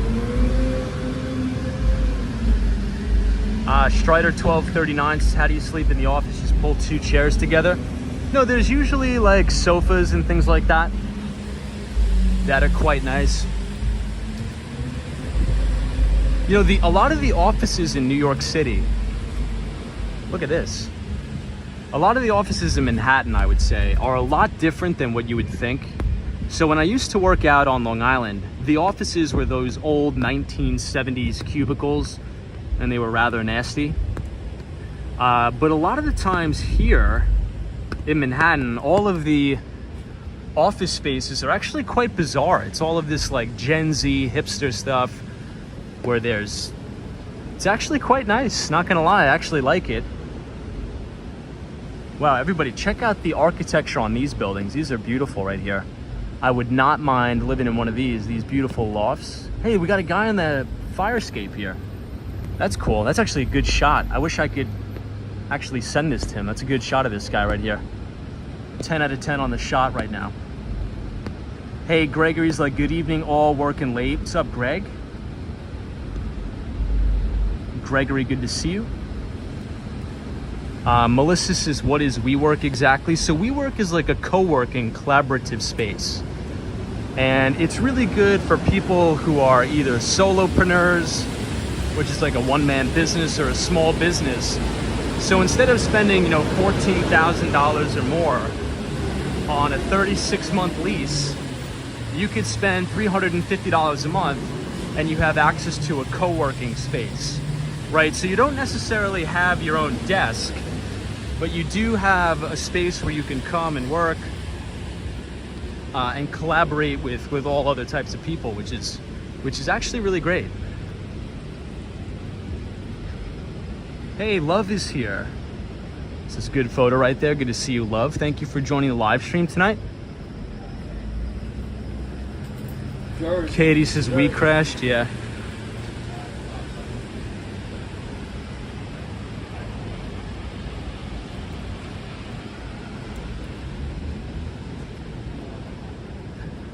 All right, really quick, I think I saw this particular store on the news.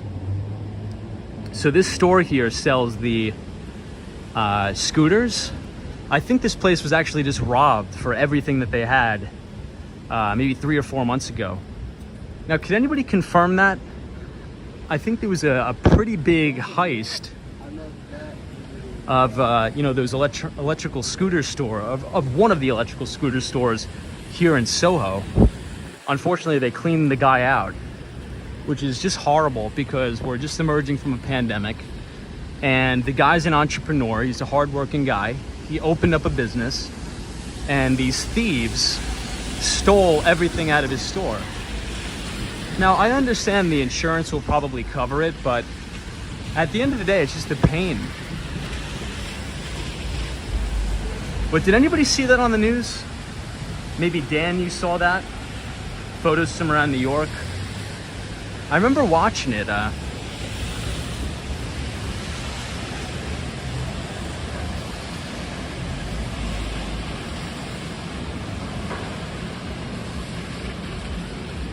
All right, so this is Leonard Street. So this coffee shop is actually very good. It's called Think Coffee. Oh, Keisha M says, yeah, I saw it on YouTube.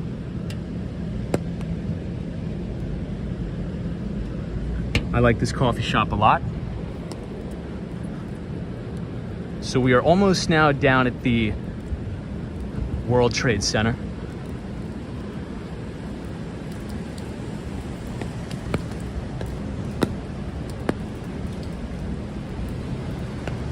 Hey, Andrew's here. It says good evening from Canada. Andrew, what do you think about all these recyclables here? Wow, look at all this garbage, guys. Crazy, crazy, crazy. Think about all the waste that we produce in the city. I mean, the garbage is almost as tall as me. Look at this. This garbage is almost as tall as me. And I'm 5'7". I'm just kidding, I'm 5'4", but you get the point. Denise, New York City says, when is the pickup? You know, I'm not sure. Maybe tomorrow, maybe Monday. We'll cross the street. Dan Zhang says, Tom, do you know in Puerto Rico, instead of the city bike, they have all the e-scooters that you could just ride and use? Yeah, so Dan, they have the same thing in Miami. Also, I'm not sure, I think Austin City Limits is obviously from Austin, Texas, but I'm not sure if we have any other viewers in Austin. But Austin, Texas is a big, big city for those e-scooters. Ooh, I just stepped in a puddle. Rookie mistake, big rookie mistake. Hey, Jimenez says, hey, I'm here from Austin. Love that, man. Yeah, I had a good time. I went to Austin, Texas for my friend's bachelor party and to do some work there.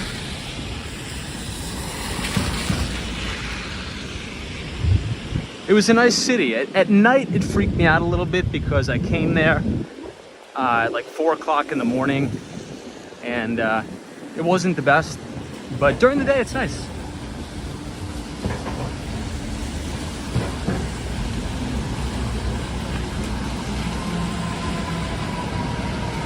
Hey, Nestor says, stock market. Will the freight rail workers strike affect the stock market? It's under the radar, most move via rail. So I think, you know, we were talking about the broader labor union movement, and you're seeing this pretty much across all sectors, right? You're even seeing Starbucks now. There's some stores that are unionizing. And my whole theory and my thesis about this is I think the unionization effort is going to continuously grow stronger. And it's grown stronger for a reason.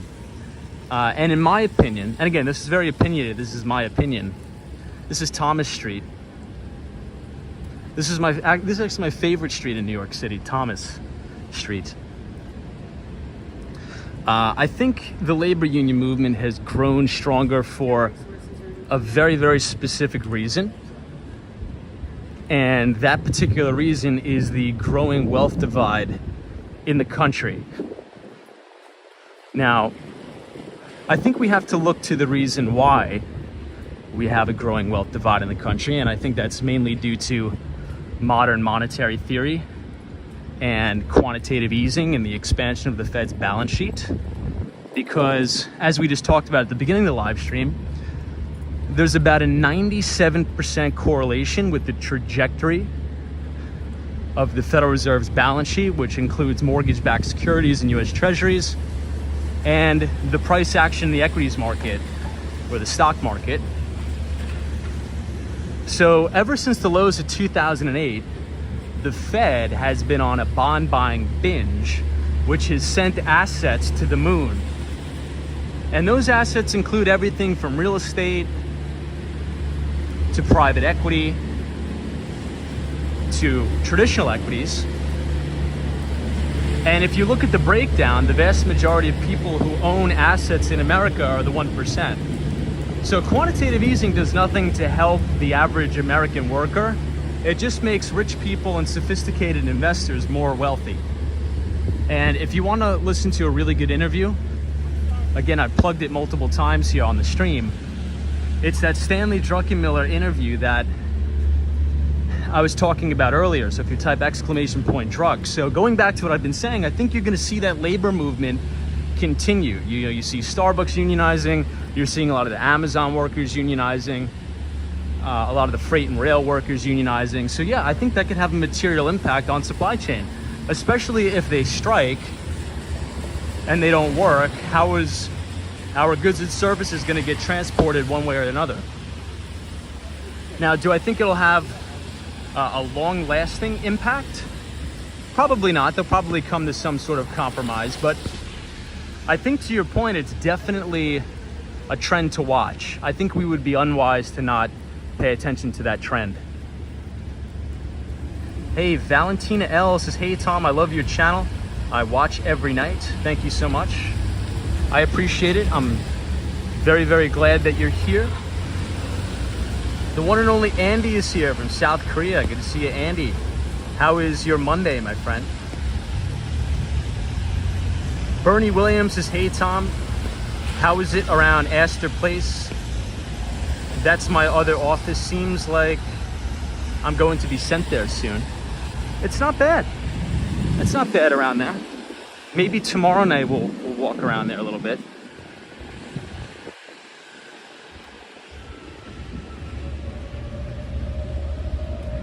Dan Zhang says, Tom, do you use the 200-day moving average? Yes. I put extreme credence on the 200-day moving average. So generally speaking, so long as the overall broader indices are above the 200-day, you're probably in a confirmed intermediate term uptrend. Hold on, let me wipe the camera.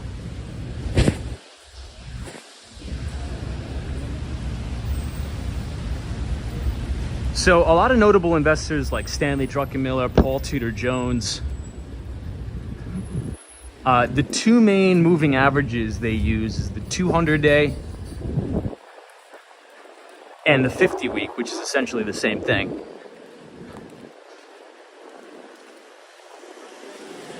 But that is sort of my style of, oh my gosh, I just wiped the camera and we just got stuff on it again.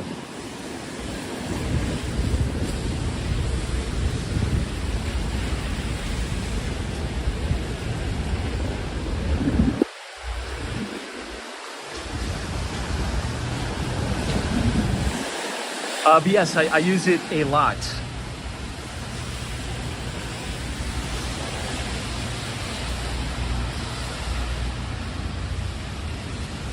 Zozo Bob is here. Good to see you, Bob. Yeah, Bob, I can't even stomach watching those videos, man. It's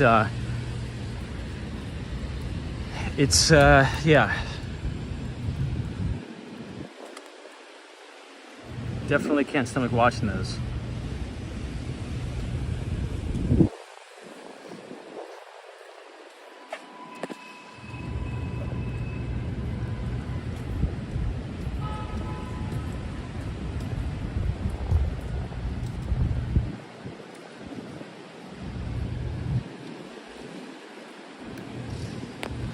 So we are almost at the World Trade Center, One World Trade.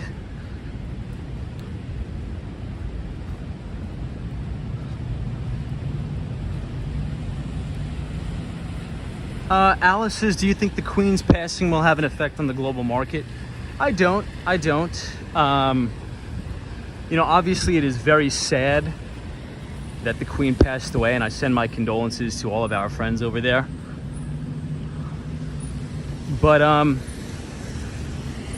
even though the Queen is very iconic, I would say many would argue that, you know, a lot of the monarchy is more of a, sort of like a figurehead play than any real influence. Now, that's not to be insulting, because I think the Queen has tons of influence, and it's so sad and it's horrible that she passed. The good news is she lived a very long life. That's the good news. You know, you guys know me, I always tend to be optimistic. So, I mean, if you anytime somebody lives past 90 years old, I think that's a blessing in and of itself.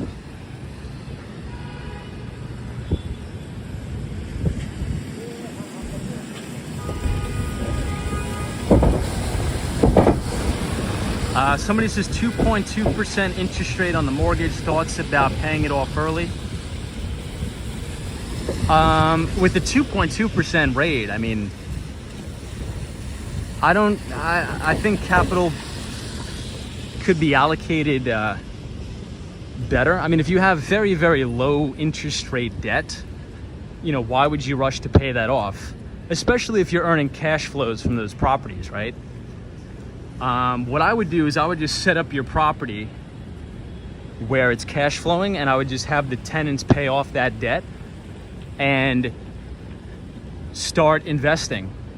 Because even though the market's down, there's a lot of bargains to be had, especially in the cyclical growth compounders, right? Earnings season wasn't that bad. I think a lot of people have to realize that earnings season was not bad. Could this market have a third leg down? Yes, of course, but I think that this market downturn is going to present unbelievable opportunities, like earth shaker opportunities. So long as you're well capitalized and, you know, you seem to be employed, which is good, you probably make a good income, I would just have the tenants pay down that debt. Why should you do it?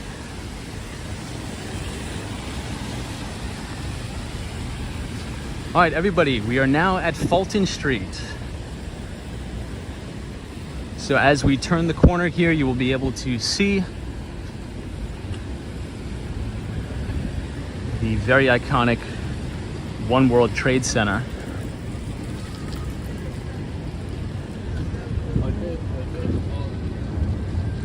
You can't really see it because it's amongst the clouds.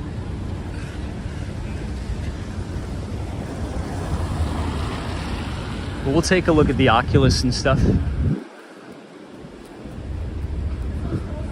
Wow, somebody says they lived to 102 years old, your grandmother. That's fantastic. Yeah, I mean, the LT Prod, I mean, it's a blessing to be able to live to 102. I mean, my God, that's just fantastic. See, I think things like that, I would sort of reframe it to a positive. I mean, not many people, you know, get to live to 102, let alone even see their grandparents. You know, many people grow up without even meeting their grandparents, so.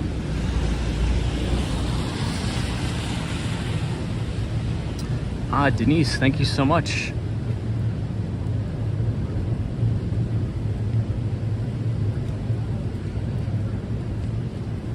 Hey, Mike, thank you so much, my friend, for the $5 donation. You are too kind. I appreciate it, Mike. Thank you very much. So they were little, but they did like 5, 6 years old. Okay, everybody, we are now at Church Street. You can see the Oculus down here at One World Trade Center.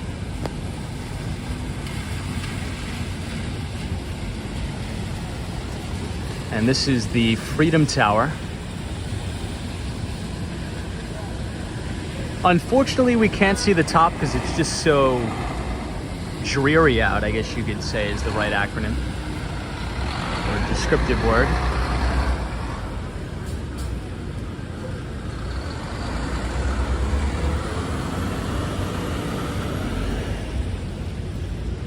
Let's see if we can go in it. I think the Oculus is open 24/7, so we'll check it out.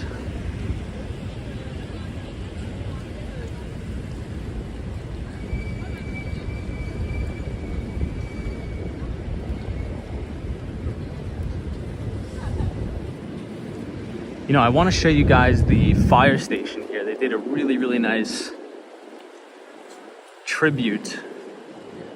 Nice 9/11 memorial.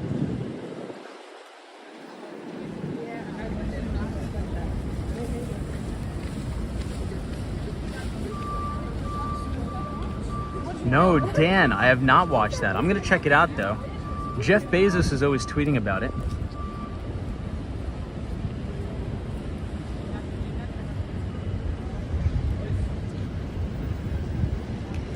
I'll try to show you guys the One World Trade Center. It's crazy that it was 21 years ago. I can't even believe that. It's almost surreal.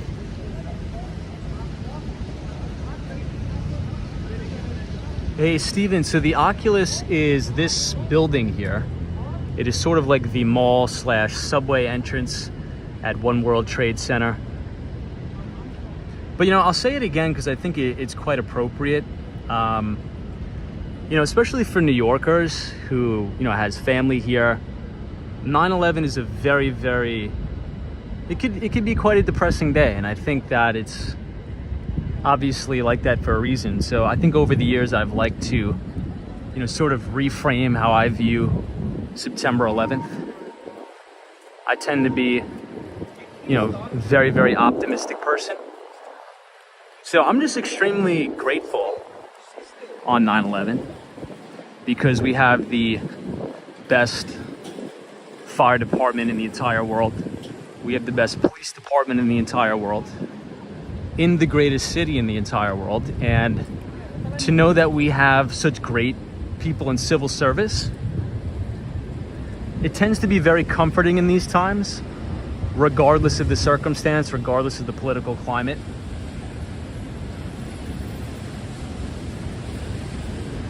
And I mean, just think about how far, hold on, let me wipe the camera lens. You know, think about how far the city has come too. I mean, Lower Manhattan looks completely different. I mean, I loved the old World Trade Centers, but I think they did a phenomenal job with the memorial, with the tribute, and with the new One World Trade Center. So I think America in general is just always going to be stronger than its adversaries. And I always say, so long as the, you know, golden goose of capitalism rolls on, and if the United States sends a signal to the world that if you come here, no matter who you are, where you're from, doesn't matter what language you speak, you have an equal opportunity at success here. So that essentially guarantees that America will be a brain drain to the entire world. We will get the world's top talent. The top businesses and new exciting emerging technologies will be created here in perpetuity forever. Those businesses and those companies are going to need to raise capital. They're going to go public on the stock exchange. We'll be able to buy them. And as corporate profits grow in America, it's going to enrich everybody. New products and services are going to make our lives better. And it doesn't matter if there's 1,000 more of these heinous attacks. America's never going to stop because it's just a fantastic place. So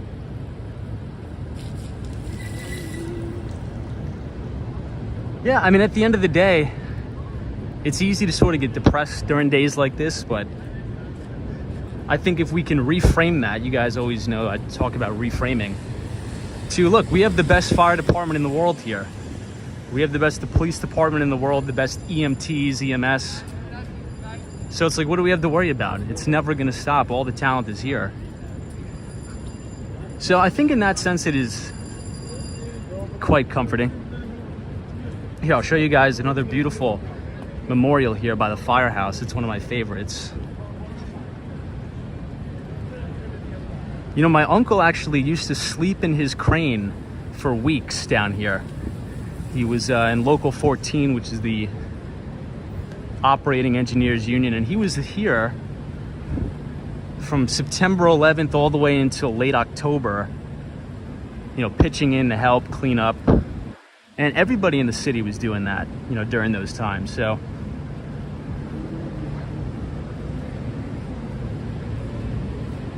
this is FDNY Ladder Company 10, Engine Company 10.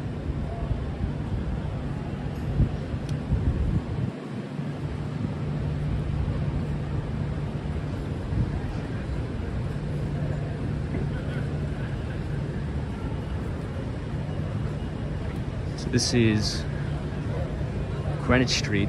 Yeah, I wish it wasn't as foggy tonight. So you could see probably the first 30 or 40 stories of the Freedom Tower or the One World Trade, but the rest is covered in fog, unfortunately.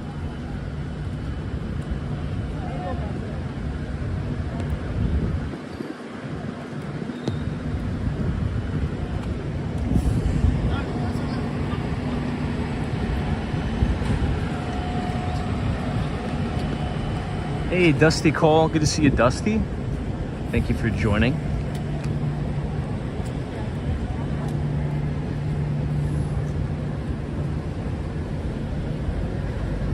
Here, I'll show you guys up close view of the memorial here.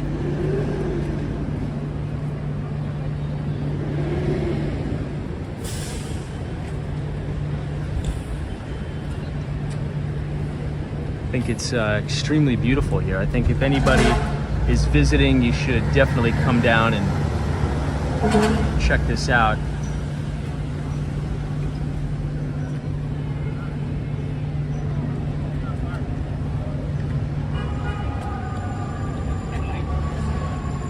They made it really nice. I think it looks really nice down here for the memorial.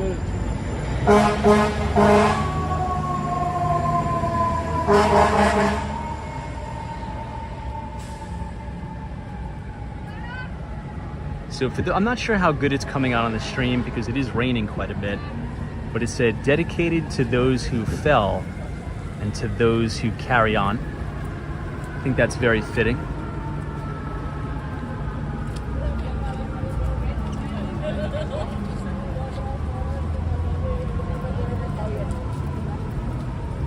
I'll also show you the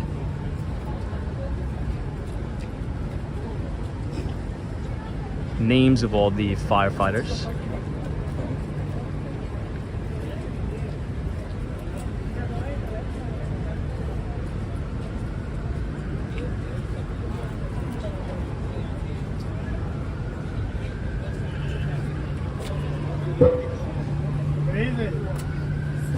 So these are all of the fantastic, beautiful FDNY members who unfortunately lost their lives.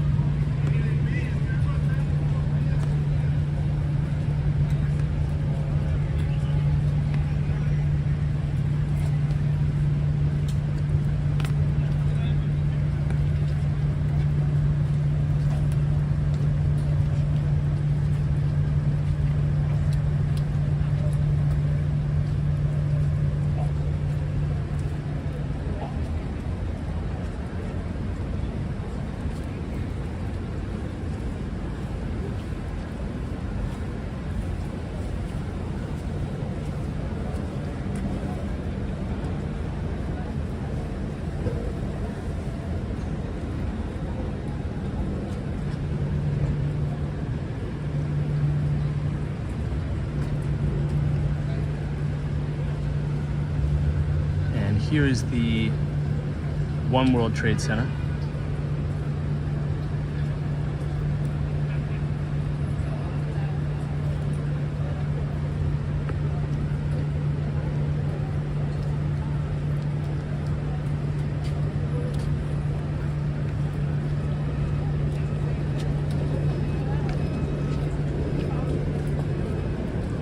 I'll try to give you guys one more shot of the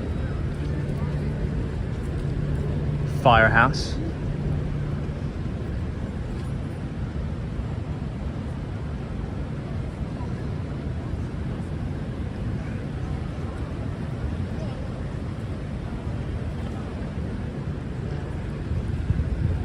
We'll see if they closed off the memorial pools here.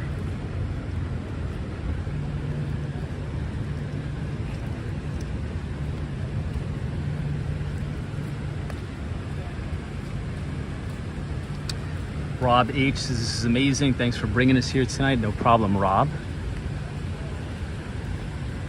This is the Port Authority Police.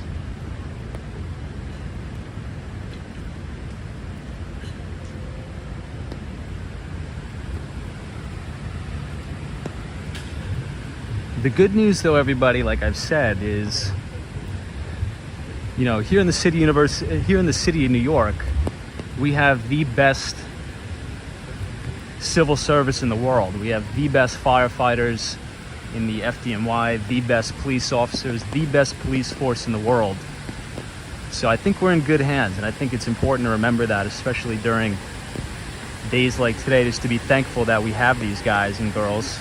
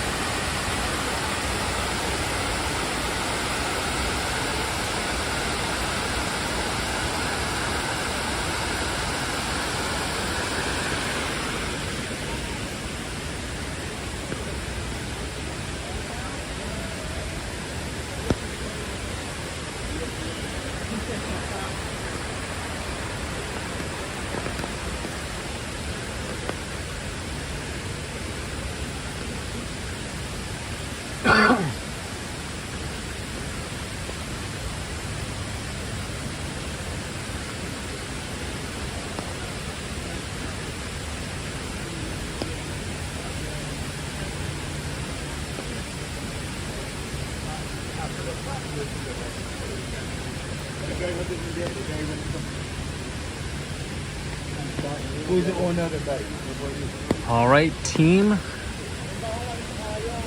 Well, I hope you enjoyed that. You know, it's nice to come in, you know, just pay your respects to the almost 3,000 people that unfortunately lost their lives.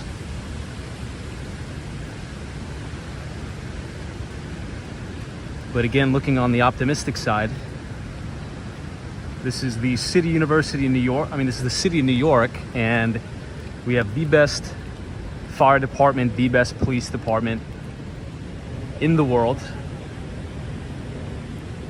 keeping us safe. This is the United States of America, where there'll be endless opportunities for everybody. So I think this is one of those days where you could be proud to be a New Yorker, proud to be an American. But I think it's also appropriate to keep in mind people that are still struggling from, you know, 9/11 related illnesses. You know, there's still many police officers, firefighters, and people who are just working on the cleanup too, who are struggling with bizarre medical conditions and things like that. You know, my uncle was down here for many, many weeks, months, with the cleanup, and many of his friends are sick. So, but I think that's all the time we have for tonight, everybody. I appreciate everybody joining me tonight. I hope you all have a fantastic start to the week on Monday. Stay optimistic. Never quit. We'll see you tomorrow at 8:30 p.m. Eastern Time. We will be live from New York.